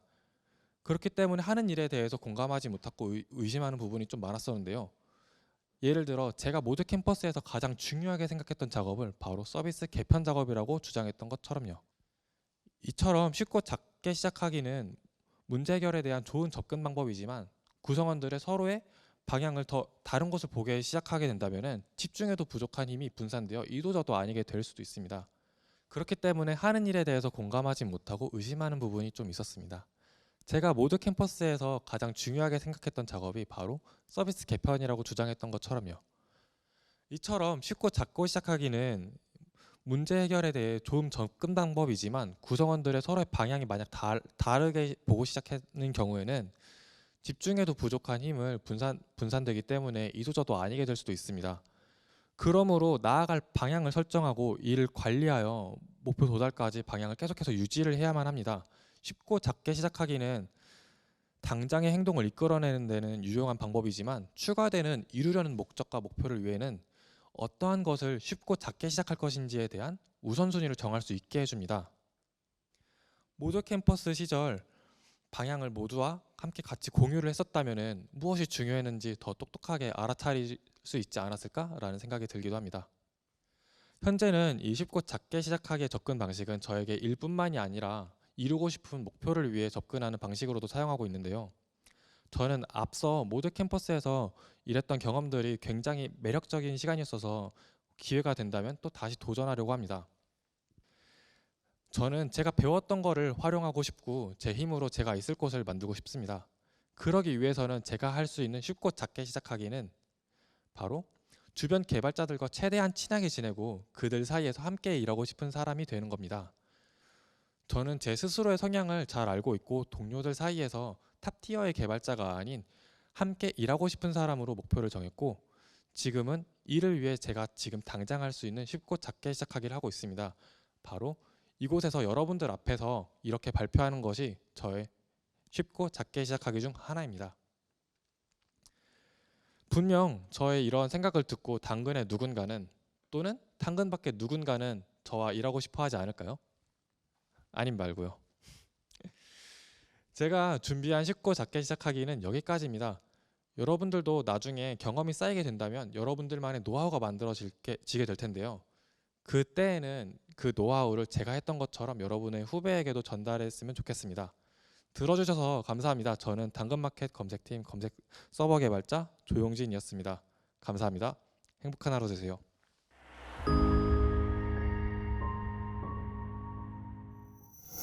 네, 이번 순서는 데이터 콘서트 메인 스폰서인 엘라스틱서치 임원 두 분을 모시고 현 시대의 데이터 분석 기술 현황과 이번 행사가 가지는 의미에 대해서 간단히 이야기 나눠보는 시간을 가지도록 하겠습니다. 우선 데이터 콘서트를 위해 많은 지원을 해주신 엘라스틱서치 코리아 임직원분들께 깊이 감사드립니다. 감사합니다. 이번 데이터 콘서트 기술 멘토링을 주도해주신 김종민 에반젤리스트님께 좀 질문을 드리고 싶습니다. 실제 그 현장에서 사용하고 있는 데이터 분석이나 인공지능 기술과 이번 데이터 콘서트에서 학생들이 사용한 데이터 분석이나 인공지능 기술들을 간단히 좀 소개해 주실 수 있으실까요? 네, 현장에서는 그 데이터 분석을 이제 꽤 오래전부터 해왔고, 그리고 이제 새로 뭐 바뀌는 트렌드에 따라서 이제 엘라스틱을 도입을 하고 이러다 보니까 아무래도 과거의 경험을 완전히 버리지 못하고 가지고 가는 경우가 좀 많습니다. 근데 이제 지금 학생분들은 그 오히려 이제 경험이 적은 게 장점이 될 수가 있는 부분이, 그렇게 완전히 새로운 것들을 도입을 할 때 그 새로운 것의 장점을 온전히 받아들일 수 있는 그런 부분이 있고요. 그렇기 때문에 어떻게든 과거에 우리가 하려던 거의 틀을 크게 벗어나지 않으려고 이렇게 하려는 그 기업보다 지금 아예 새로운 그런 기능들을 온전히 좀 활용해 보려는 그런 학생분들의 노력이 좀 더 빛나지 않았나 싶습니다. 네, 감사합니다. 그리고 두 번째로 요즘은 데이터 홍수 혹은 빅데이터 시대에 살고 있다고 흔히들 말하고 있습니다. 그래서 그 엘라스틱서치 운영 총괄을 맡고 계시는 김간호 상무님께 좀 질문을 드려보고 싶은데요. 이런 시대에 살고 있는 상명대학교 학생, 전공자나 비전공자들을 포함해서 이 데이터 분석의 어떤 세계적인 기술 트렌드에 대한 흐름이나 앞으로 학생들이 준비해야 될 기술들에 대해서 좀 간략히 좀 설명을 해주실 수 있으실까요? 네, 일단 뭐 전공자, 비전공자를 얘기할 때 요새 저희가 시장에서 접하는 그런 전문적인 그 IT 쪽 인력들을 보면 비전공자가 훨씬 더 뭐 많지는 않지만 비전공자가 굉장히 많은 그 포션을 차지하고 있는 것 같아요. 그 얘기는 그만큼 비전공자도 이런 그 IT라고 해서 무슨 꼭 프로그래밍을 해야 되거나 코딩을 해야 되는 그 정도가 아니라 데이터를 기반으로 해서 본인이 보고자 하는 것들을 만들어내는 그런 인사이트를 얻음에 있어서 굉장히 평준화돼 있고, 또 관심 있는 사람들은 얼마든지 접근을 할 수 있기 때문에 옛날에는 저희가 데이터를 가지고 뭔가 분석한다 그러면 다 엑셀 가지고 했었잖아요. 근데 이제는 굉장히 시장에 나와 있는 그런 소프트웨어들도 굉장히 많고, 이것들을 얼마나 새로운 것들을 얼마나 새롭게 시도하고 또 도전해보고 이런 것들 되게 중요한 것 같아요. 네, 그래서 저도 이제 사실 그 IT 전공자지만 제가 그 대학교 때 그 저희 쪽 조교를 맡았던 사람은 철학과를 나온 사람이었어요. 그래서 되게 황당했죠. 왜냐하면 이 코딩이나 프로그래밍을 할 때도 굉장히 머리가 좋은 사람들은 남들이 10시간 뭐 일주일 걸리는 거 2-3시간 만에 하는 사람도 있거든요. 근데 그 친구가 그런 사람이었어요. 그래서 정말 다른 거는 다 둘째 치고라도 우스웠던 거는 이 친구가 철학과를 나와서 이렇게 잘하나? 네, 다른 사람하고 뭔가 다르게 접근하나? 이런 생각이 있었거든요. 그래서 저도 컴퓨터 사이언스를 전공했지만 아직도 저는 저를 자신을 컴맹으로 생각하거든요. 그 정도로 어려운 말씀을 하시네요. 네, 그래서 정말 관심 있고 좋아하면 전공과 상관없이 얼마든지 뛰어들 수 있는 분야라고 생각하고요. 더 잘할 수 있는 분야고, 또 지금 제일 문제가 뭐냐면 이런 전문가라고 하더라도 한쪽 소프트웨어에 대해서 너무 뭐 수십 년 동안 그거에 목매서 한 우물만 파는, 그게 저는 가장 위험한 방법이라고 생각을 합니다. 제가 엘라스틱을 소개하고 새로운 고객들한테 만나고 소개할 때 제가 자주 듣는 표현이 충격적이다. 네, 이런 표현도 많이 듣습니다. 그들 입장에서는 엘라스틱이 굉장히 충격적인 소프트웨어일 수도 있어요. 왜냐하면 20년 동안 한 번도 들어본 적이 없었으니까. 자기는 오라클만 했었으니까.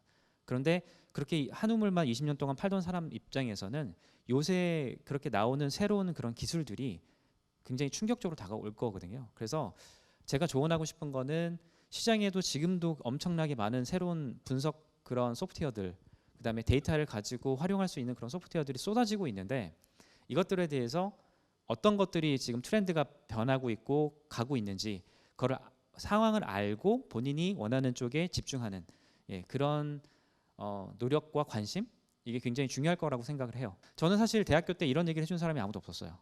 네, 그래서 이렇게 흔히 지나가는 말일 수 있지만 이 지나가는 이 한마디가 본인 인생에서 굉장히 중요한 그런 모멘텀이 되는 그런 것들이 있거든요. 그래서 그 학생들 입장에서도 뭐 이번 이런 그 데이터 콘서트를 통해서 굉장히 본인 인생에서 굉장히 중요한 모멘텀이 되기를 저는 되게 학수고대하고 있습니다. 네, 우선 철학을 전공한 그분께서 굉장히 다양한 시각으로 접근했다라는 그 어떤 메시지가 사실 이 데이터 콘서트가 갖고 있는 성격과도 좀 맞다고 좀 생각이 들고, 김간호 상무님께서 코딩을 못한다는 거는 좀 굉장히 좀 재밌게 들리지만 사실 그거보다도 더 잘할 수 있는 것들을 배울 수 있는 기술들을 빠르게 습득하는 게 더 큰 메시지를 담고 있다라는 말로 들립니다. 네. 네, 그리고 저희가 그 기술 멘토링을 탑 A팀하고 4팀을 계속 했었습니다. 그리고 그 친구들이 기술 멘토링을 하기 전에 그리고 하고 나서 또 이렇게 설문을 저희가 좀 받아봤어요. 근데 설문을 받아봤는데 기술 총괄을 하고 계셔 주시는 지금 김종민 에반젤리스트님께 좀 질문이 좀 많았어요. 그래서 그 질문들을 저희가 이제 따로 이제 또 보내드리고 또 성실하게 답변해 주시겠지만 좀 저희가 그 내용을 종합해서 생각을 해보면 이런 것 같아요. 그 현업의 전문가들도 기술 지원을 분명히 해주실 텐데 이런 그 저희 그 엘라스틱 서치와 함께하는 이 데이터 콘서트에 참여하고 있는 학생들한테 기술 멘토링을 해주셨을 때 어떤 느끼셨던 점이나 앞으로 이 데이터 분석 기술이나 인공지능을 기반으로 한 이런 신기술들을 접하는 학생들이 어떤 공부를 준비를 하고 어떤 마음으로 준비해 가야 되는지에 대한 메시지를 좀 듣기를 원하더라고요. 그 내용을 좀 간단히 좀 전달해 주셨으면 좋겠습니다. 일단 그 참여한 팀을 멘토링하면서 저도 깜짝 놀랐던 게 굉장히 완성도가 높고 이해도가 높고 이분들의 그 문제 해결 능력이 대단하다는 걸 느꼈어요. 그 실제로 현업에서 해결 못하고 있었던 거를 이제 직접 자신들의 프로젝트에 적용한 팀도 있었고, 그래서 그거는 그 방법은 제가 따로 또 나중에 알려달라고 그 팀한테 그렇게 또 얘기를 했는데 그런 경우도 있었고요. 그리고 사실 처음에 저희가 그 저나 이제 지금 현업에 이제 뭐 제 나이 또래 계신 분들이 전공했을 때 배웠던 그런 기술들과 지금 학생분들이 또 그 배우는 기술들이 좀 많이 차이가 있다 보니까 그 접근 시도 자체는 좀 많이 달랐던 것 같아요. 하지만 이제 데이터 분석이라는 거는 꽤 오랜 시간 동안 큰 변화 없이 이어져 왔던 업이고 앞으로도 아마 계속 없어지지 않을 업이기 때문에 데이터 분석이라는 이런 큰 그 작업의 그림으로 봤을 때 이분들이 뭐 하는 방법은 계속 엘라스틱 같은 새로운 도구들은 앞으로도 계속 나올 수가 있지만 새로 이제 익혀서 새로운 시각으로 이렇게 했다는 게 굉장히 좀 놀라웠고, 그리고 문제가 있을 때 이 문제를 해결하려는 그런 시도를 기업에서는 잘 하기 힘든 모양으로 이제 굉장히 많은 도전을 했어요. 예를 들면 이제 데이터가 생각처럼 깔끔한 데이터가 안 보이다 보니까 아예 그냥 자기들이 하나하나 수기로 이렇게 막 해서 샘플링을 해서 그거를 계속 돌려서 만드는 팀도 있었고, 깔끔하지 않으면 이제 크롤을 그냥 직접 만드는 팀들도 굉장히 많았고요. 아예 그냥 그 뭔가 접근하려는 그런 시도 자체가 달랐던 것 같아요. 기업에서는 아무래도 그 우리 회사의 큰 방향이 있기 때문에 거기서 많이 이렇게 선회가 힘들고 거기서 이렇게 뭔가 이렇게 내가 큰 결정을 하기가 좀 책임을 져야 되니까 그 책임이 그만큼 크니까 이제 그런 것들을 좀 두려워하는 부분이 있는데 학생분들은 그런 거에서 굉장히 자유로웠던 거가 굉장히 좋았고요. 그리고 이분들이 그 실제로 나중에 현업에 갔을 때는 이제 그런 벽에 좀 부딪힐 수가 있어요. 나는 학교 때 있을 때 내가 되게 자유롭게 뭐 툴도 맘대로 선택하고 내가 이거 프로그램도 내 하고 싶은 대로 짜보고 하는데 회사에 갔더니 우리는 이제 그 코딩 규칙이 있어서 이거 따라야 된다. 그리고 이런 것들을 써야 된다. 이렇게만 해야 된다. 이런 것 때문에 이제 이게 더 좋은데요. 제가 이거 해봤는데 이게 좀 더 나은데요. 이런 설득을 하는데 굉장히 좀 어려움이 있을 수 있어요. 근데 이렇게 데이터 콘서트처럼 이게 좋은 기회로 본인이 이런 경험을 뭔가 해봤고 그것이 이런 뭐 프로젝트가 다 결과물이 남았고 그런 레퍼런스를 자기가 갖고 있으면 그런 것들을 이제 좀 더 설득하거나 하기가 굉장히 좀 용이하겠죠. 그래서 이런 것들을 좀 갖고 경험을 해봤던 게 이제 굉장히 큰 무기라고 좀 생각을 하시면 좋겠고요. 앞으로도 내가 뭔가 배운다는 게 뭐를 그 책을 봤다 아니면 동영상을 보고 뭐 공부를 해봤다와 그걸 가지고 내가 뭘 만들어서 실제로 돌아가는 것까지 완성을 해봤다와 그거를 사용하는 사용자들이 있고 그 사용자들이 뭐 심지어는 뭐 돈을 지불하고 쓰고 있다라는 것 완전히 다른 경험이에요. 그래서 내가 그 뭔가를 배웠고 뭔가를 이제 읽어봤고 영상을 봤고 했다고 내가 안다고 생각을 하지 마시고요. 지금처럼 뭔가 프로젝트에 대한 결과물을 내봤고 그 결과물이 실제로 쓰이고 있는 경험까지 가능하면 이제 학생 때나 사회 초년 때 한번 그 본인 스스로 만들어가는 노력을 하면은 참 좋을 것 같습니다. 네, 그래서 결론적으로 전공자가 아니어도 그리고 또 일부 전공자여도 본인이 하고 싶어하는 분석이나 데이터들을 잘 수집을 해서 이런 좋은 기회로 엘라스틱을 통한 혹은 또 엘라스틱이 아니더라도 데이터를 분석할 수 있는 그런 기술들을 통한다면 어떤 그 현업에서 필요한 회사에서 필요한 그런 뭐 틀에 박혀 있는 기술들보다는 어떻게 보면 정말 좀 창의적이고 또 여러 가지 시도들을 해볼 수 있는 좋은 기회가 될 수 있고 그런 것들이 앞으로 저희 또 세상에 또 필요한 또 기술이 될 수 있다라는 메시지로 들립니다. 굉장히 좋은 의견 및 또 내용들 너무 감사드리고요. 안녕하세요. 엘라스틱의 커뮤니티 팀에서 데벨로퍼 어드보킷으로 있는 김종민입니다. 오늘 제가 드릴 발표는 데이터, 엘라스틱, 그리고 사람이라는 제목으로 조금 거창하게 지어봤는데요. 데이터가 갖는 의미, 그리고 엘라스틱이 그 안에서의 하는 역할, 그리고 사람들이 하는 관계에 대해서 한번 이야기해 볼까 합니다. 지금 우리는 말 그대로 데이터가 범람하는 시대에 살고 있습니다. 매 분, 매 초마다 어마어마한 양의 데이터가 생산이 되고 있는데요. 보시는 것처럼 1분마다 인터넷에서 벌어지는 일이라는 제목의 그래프를 보시면은 유튜브에는 500시간의 동영상이 업로드되고 있고 링크드인에는 9,000개의 연결이 만들어지고 있고 인스타그램에는 70만 개가 가까운 새로운 스토리가 공유되고 있습니다. 이게 전부 인터넷에서 1분 안에 일어나는 일입니다. 여기서 발생하는 모든 일들이 수많은 데이터로 기록이 되고 있는 것입니다. 그리고 많은 기업과 기관들이 이렇게 생산되는 데이터들을 활용하기 위해서 데이터들을 수집하고 다양한 도구들을 이용을 해서 분석을 하고 시각화를 하고 있습니다. 벌써 등장한 지 아마 10년이 넘은 것 같은데요. 요즘도 우리는 빅데이터라는 이야기를 여기저기서 많이 듣습니다. 예전에는 기술이 없어서 그리고 어떻게 활용해야 될지를 몰라서 버려졌던 수많은 데이터들이 지금은 다양한 기술들이 개발되고 비즈니스들이 생겨나면서 사람들이 발생하는 수많은 활동들이 전부 저장이 되고 분석이 되는 것이 이 빅데이터입니다. 그 당시에는 너도 나도 모든 데이터들이 빅데이터 해야 된다고 이렇게 뛰어들곤 했는데요. 한마디로 우리가 저장할 수 있는 모든 정보는 한번 저장을 해보자 라는 겁니다. 예전에는 온라인 쇼핑몰에서 누군가가 상품을 구매를 할 때 그 사용자가 구매하고 싶어하는 상품이 재고는 남아 있는지 그리고 뭐 배송 중인지 비용 지불은 완료가 됐는지 정도의 데이터만 관리가 되었다고 하면은 지금은 그 사용자가 쇼핑몰 페이지에 들어가서 어떤 페이지를 조회를 했는지 그리고 어떤 페이지에서 몇 분 동안이나 머물렀는지 일주일 중 어떤 요일 어떤 시간에 어느 성별 어느 나이대의 사람들이 많이 접속을 하는지 그리고 사람들이 접속하는 방법은 컴퓨터인지 아니면 스마트폰인지 스마트폰도 어떤 기종의 스마트폰을 주로 쓰는 사람들이 무엇을 구매를 하는지 등을 하나하나 지금은 다 기록을 하고 있습니다. 그뿐 아니라 이제 SNS라던가 인터넷 언론 기사 그리고 거기에 달린 댓글들 포털 사이트에서 자주 사용되는 검색어들까지 다 분석을 해가면서 데이터 간의 다양한 연관관계나 유행하는 트렌드 같은 것들을 찾아서 분석을 하려고 합니다. 1970년대에 나온 RDBMS, 즉 관계형 데이터베이스 시스템을 우리는 지금까지도 계속 쓰고 있습니다. 그만큼 현실 세계의 데이터를 잘 추상화해서 표현한 시스템이었는데요. 빅데이터를 활용하기 위해 지금은 NoSQL이라고 불리는 새로운 방식의 시스템을 저희는 사용을 하고 있습니다. RDBMS에서는 데이터가 변형되지 않고 그대로의 무결성을 보증할 수 있는 안정성, 그리고 데이터가 섞이지 않는 트랜잭션이 가장 중요했고요. 늘 어떤 데이터를 저장하든지 간에 먼저 데이터를 저장할 계획을 세워서 데이터 스키마를 정의를 하고 그에 맞는 데이터를 입력을 해서 사용을 해야 했습니다. 주로 상품 카탈로그나 사용자 프로필 정보 아니면 은행 계좌 정보 같은 것들을 주로 사용을 했는데요.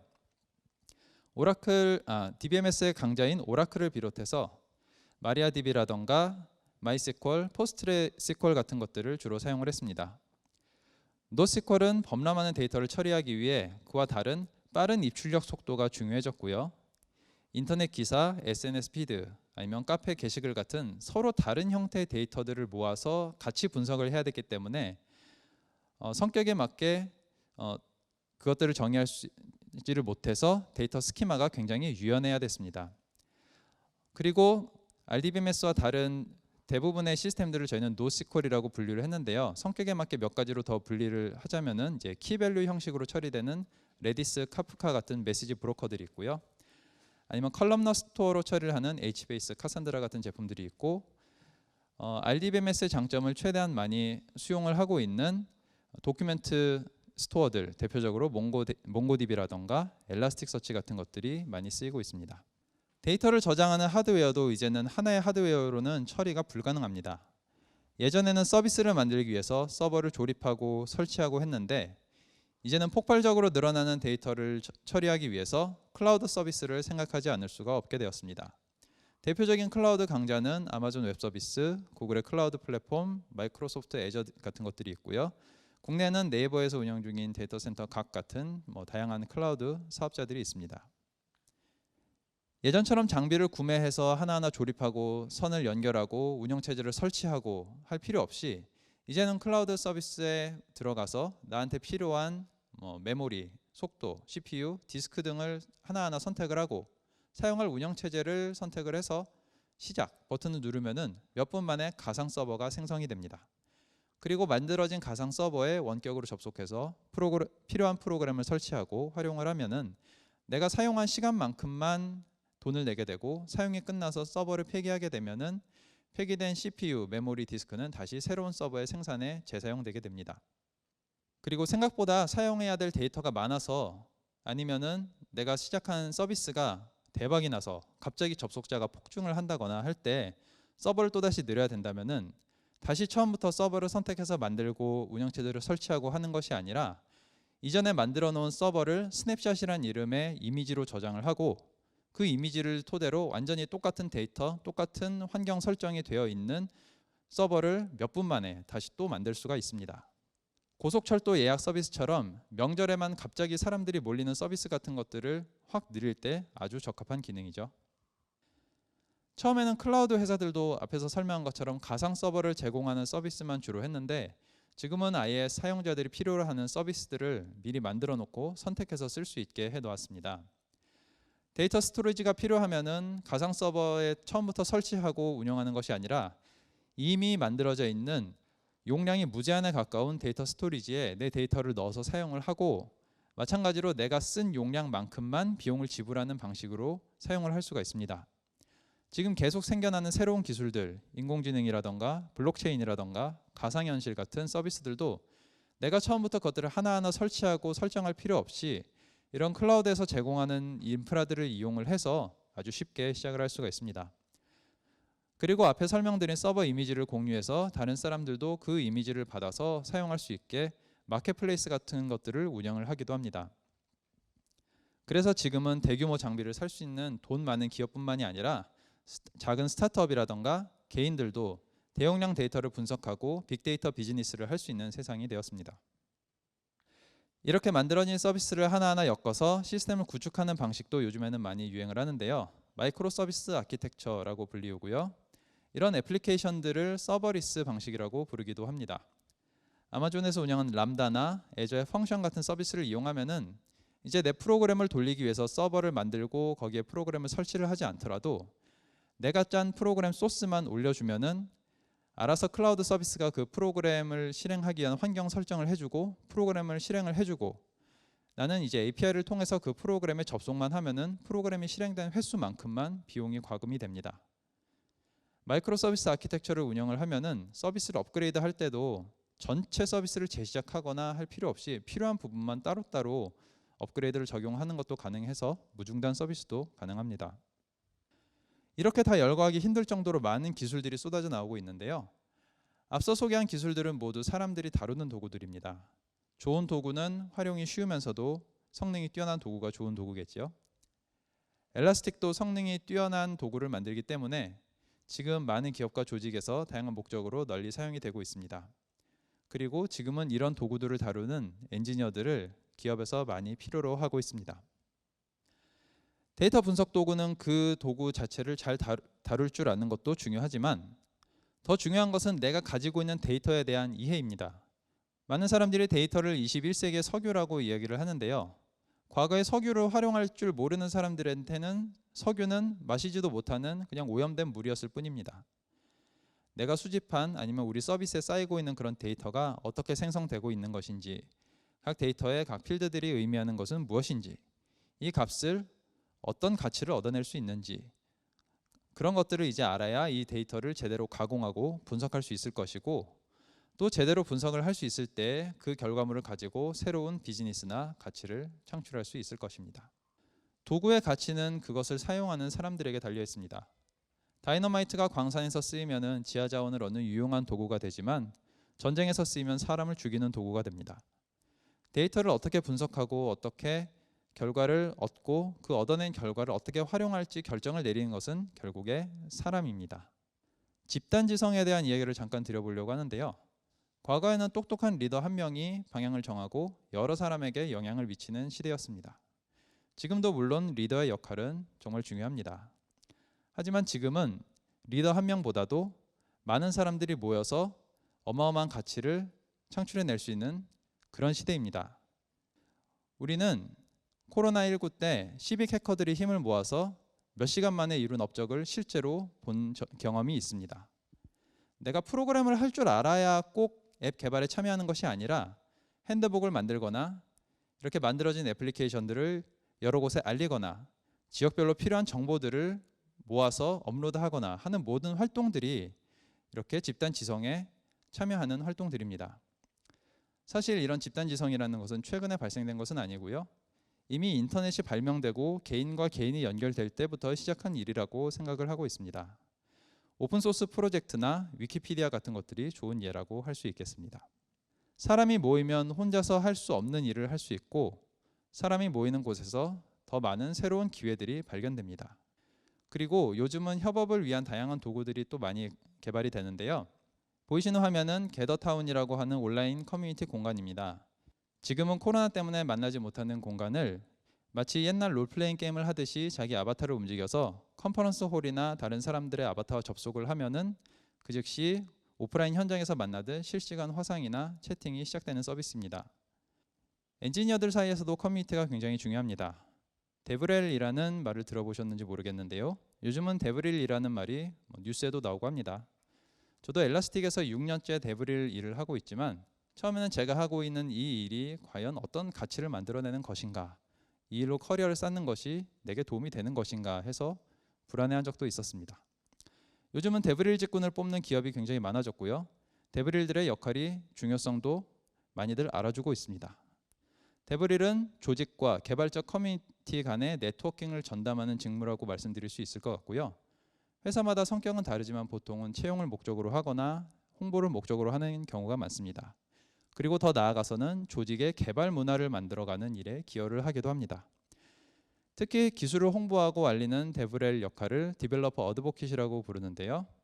보이시는 너구리 캐릭터는 마이크로소프트 애저에서 만든 디벨로퍼 어드보킷 캐릭 빛입니다. 엘라스틱과 상명대의 만남도 사람과 사람이 만나서 새로운 가치를 만들어낸 멋진 순간이라고 생각을 합니다. 엘라스틱을 통해 학생분들은 새로운 데이터 분석 경험을 할 수 있었고요. 엘라스틱 역시 참석한 분들의 과정과 그 결과물에서 수많은 가치를 볼 수 있었습니다. 세상을 더 나은 모습으로 발전시키는 것은 언제나 사람과 사람의 만남에서 시작된다고 저는 믿고 있습니다. 이 만남의 시작이 앞으로도 쭉 이어져서 나가기를 바라며 앞으로도 더 많은 새로운 가치들을 창출하기를 바랍니다. 딱 한 가지 이번 데이터 콘서트에서 아쉬웠던 점이 있다면은 대부분의 참여한 팀들이 같은 전공자분들 위주로 짜여진 것이었는데요. 다음 행사 때는 엔지니어링을 전공하신 분들 아니면 인문학을 전공하신 분들 이런 분들이 같이 모여서 서로 다른 눈으로 바라본 세상을 한번 공유를 해보고 거기서 또 상대방으로부터 어떤 아이디어를 얻어낼 수 있는지를 한번 발견할 수 있는 기회가 있으면 좋을 것 같습니다. 엘라스틱과 상명대의 만남을 처음부터 계획하고 진행되는 데 도움을 주신 모든 분들께 감사를 드리며 이것으로 발표를 마치도록 하겠습니다. 감사합니다. 네, 2021년 상명 데이터 콘서트 경진대회에 참여하신 모든 분들께 감사 인사를 드립니다. 저는 엘라스틱 서치 코리아의 영어를 맡고 있는 김관호라고 합니다. 이번에 그 데이터 콘서트에 저희 엘라스틱 기술이 많이 활용되고 있어서 개인적으로도 굉장히 반갑고 또한 감사드립니다. 먼저 여기 그 참여하신 분들 말고도 여기 듣고 계시는 분들 입장에서는 엘라스틱이 도대체 어떤 회사고 어떤 소프트웨어인지 궁금해하시는 경우가 있을 텐데 그거에 대해서 제가 잠깐 설명을 드리고 향후 저희의 비전 및 학생 여러분들이 엘라스틱에 대해서 어떤 또 비전을 갖고 향후 또 미래에 이것을 가지고 개인적으로도 그 다음에 그 학교에서도 더 활발하게 활용할 수 있고 더 가져갈 수 있는지 좀 소개해 드리려고 합니다. 엘라스틱 서치, 엘라스틱 뭐 여러 가지 이름으로 불리고 있는데 사실 시장에서 엘라스틱을 쓰지 우리 처음 들어보신 분들은 대부분이실 겁니다. 하지만 우린 이미 실생활에서 다 쓰고 있는 그런 소프트웨어입니다. 여러분들이 페이스북에서 뭔가 검색을 할 때 쓰고 있는 그 서치 엔진이 엘라스틱이고요. G마켓, 이베이에서 물건을 사고 팔 때 검색하시는 그 기술이 엘라스틱 서치입니다. 예. 미국에서 유럽에서 우버를 이용하실 때 우버에서 터치하거나 검색을 하시는 그 기술이 엘라스틱 서치입니다. 네. 위키피디아에서 뭔가 자료를 찾을 때 검색하는 그 기술 엘라스틱 서치입니다. 저희가 흔히 검색이라고 하면은 카카오, 네이버, 구글만 생각하시지만 실제 이런 회사들이 자체적인 서비스를 위해서 검색 엔진을 내놓을 때는 구글, 네이버, 카카오에 의뢰하지 않고 저희 엘라스틱 소프트웨어를 그대로 쓰고 있습니다. 이런 인기에 힘입어서 저희는 뉴욕에 상장을 한 회사고요. 지금 전 세계 40개국에서 2,200명의 직원들이 종사하고 있는 그런 회사입니다. 엘라스틱을 소개할 때 Elastic is a search company 이렇게 소개를 합니다. 예전에는 저희가 이 search라는 단어를 굉장히 싫어했어요. 그 이유는 제가 다음 장에 보여드릴 건데 엘라스틱이라고 해서 자꾸 서치, 검색 이렇게만 이제 선입견을 갖고 계시기 때문에 그거에 대해서 저희가 탈피하기 위해서 여러 가지 노력을 해왔습니다. 생각을 해보시면 지금까지 저희가 알고 있는 그런 선입견은 검색이라고 하면 이렇게 네이버 창에 네모박스에 상명대학교 이렇게 치면은 이렇게 딱 검색 결과가 나오잖아요. 이게 저희가 생각하는 검색의 대부분이라고 모든 것이라고 생각했던 것들이 지금까지 많은 분들이 생각하고 계시는 그런 선입견이거든요. 사실 검색이라고 하는 거는 영어로 서치이면서 또 쿼리도 서치입니다. 그 얘기는 저희가 쿼리를 기반으로 데이터를 분석할 텐데 데이터를 쿼리를 던져서 보는 것들을 저희가 분석이라고 부르는데 그렇게 많은 데이터를 가지고 쿼리를 던져서 할 수 있는 그 영역은 엘라스틱으로 모든 것들을 다 할 수 있다는 뜻이고요. 지금 다양하게 보시는 이런 시각화 화면들, 뭐 저희가 휴대폰에서 앱으로 보건 어떤 웹페이지에서 결과값을 시각화 화면을 보건 이렇게 엑셀 자료에서 결과값을 보건 이런 모든 것들이 다 쿼리를 기반으로 보는 거기 때문에 엘라스틱 기술이 이렇게 다양하게 활발하게 쓰이고 있습니다. 아까 설명드렸다시피 이렇게 우버를 통해서 저희가 터치하는 거 손가락으로 이렇게 확대하고 줄이는 것들 다 쿼리를 던지는 겁니다. 그래서 이제 새로운 기술과 새로운 트렌드는 과거에 저희가 흔하게 알고 있던 광경 데이터베이스, 오라클이 주도하던 그런 시대에서 탈피해서 이렇게 많은 데이터를 가지고 저희가 빠르게 터치해서 결과를 보여주는 그 기술이 필요로 한 곳에서는 엘라스틱이 이렇게 다양하게 쓰이고 있습니다. 여러분들은 기억하실지 모르시겠지만 처음에 아이폰이 처음 나왔을 때 저희는 굉장히 흥분했었습니다. 그 기술에 대해서 그리고 그 스피드에 대해서. 예, 그 이전까지만 해도 저희가 휴대폰에서 뭔가를 인터넷을 검색하건 뭔가를 터치했을 때 그 반응 속도는 굉장히 오래 걸렸죠. 아이폰이 나오면서부터 저희가 터치하는 순간 반응을 바로 얻을 수 있다는 것은 지금은 이제 모든 것들이 일반화됐지만 당시에는 굉장히 엄청난 기술이었거든요. 지금 엘라스틱이 그 길을 가고 있다고 봅니다. 그래서 지금 이런 우버라든지 어떤 앱에서 뭔가 그 레스토랑에서 어떤 맛집을 검색한다든지 이런 것들이 이제는 미국에서도 그렇고 글로벌하게 엘라스틱 기술이 굉장히 다양하게 쓰이고 있고요. 아까 말씀드린 대로 검색뿐만 아니라 데이터를 가지고 쿼리를 던져서 보려고 하는 그런 니즈가 있는 곳은 엘라스틱이 다양하게 이렇게 쓰이고 있습니다.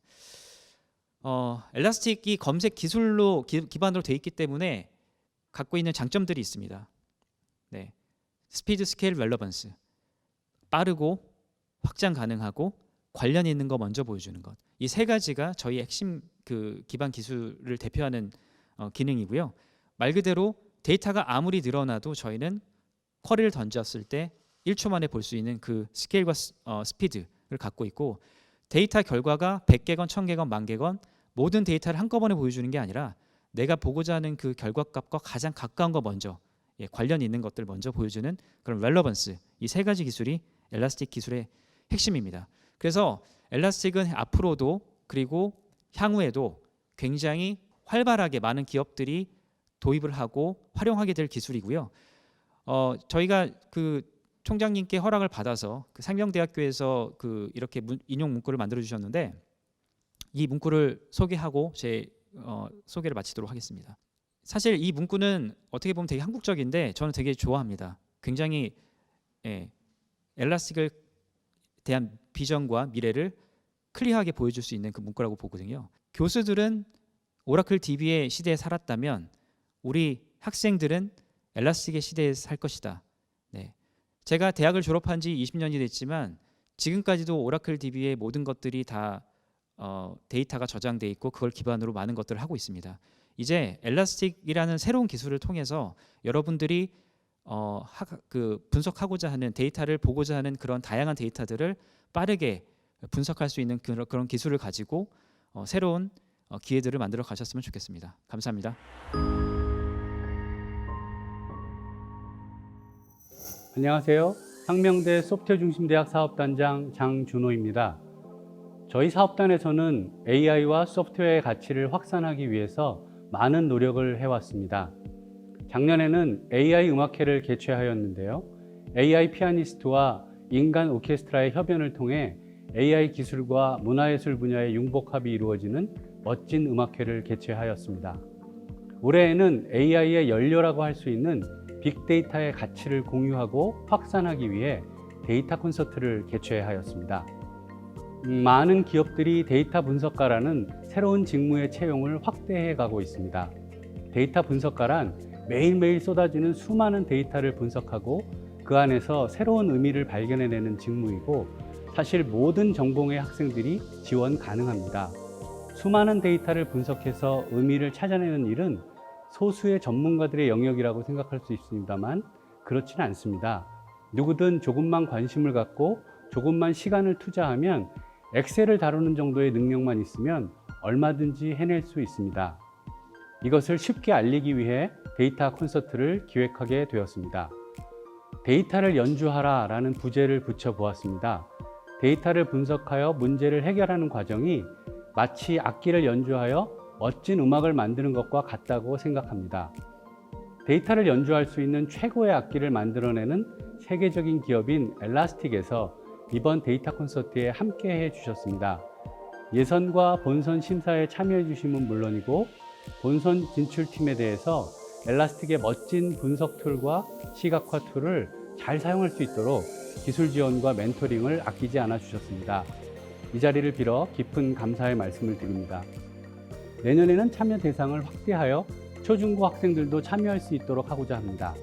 어린 학생들이 창의력을 발휘해서 그들 주변의 데이터를 통해 어떤 새로운 가치들을 창조해낼지 벌써 기대가 됩니다.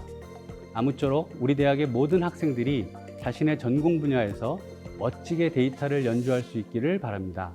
감사합니다.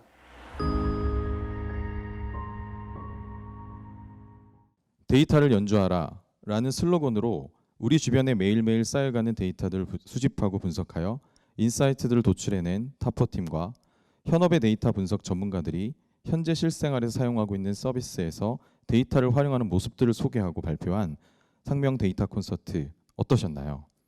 이번 상명 데이터 콘서트는 작년 AI와 문화예술의 만남인 AI 음악회를 출발점으로 하여 상명대학교 모든 구성원들은 물론 소프트웨어 중심 대학 사업단을 통해 전파된 데이터 분석 및 인공지능 기술을 통해 모든 학문 분야에서 다양하고 창의적인 시도가 시작되는 반석이 되었으면 합니다.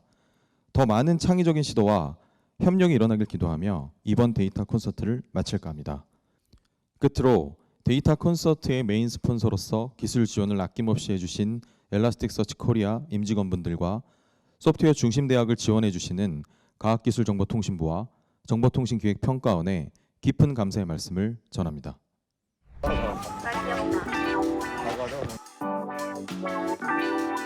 PPT를 보지 말라고 앞에 보고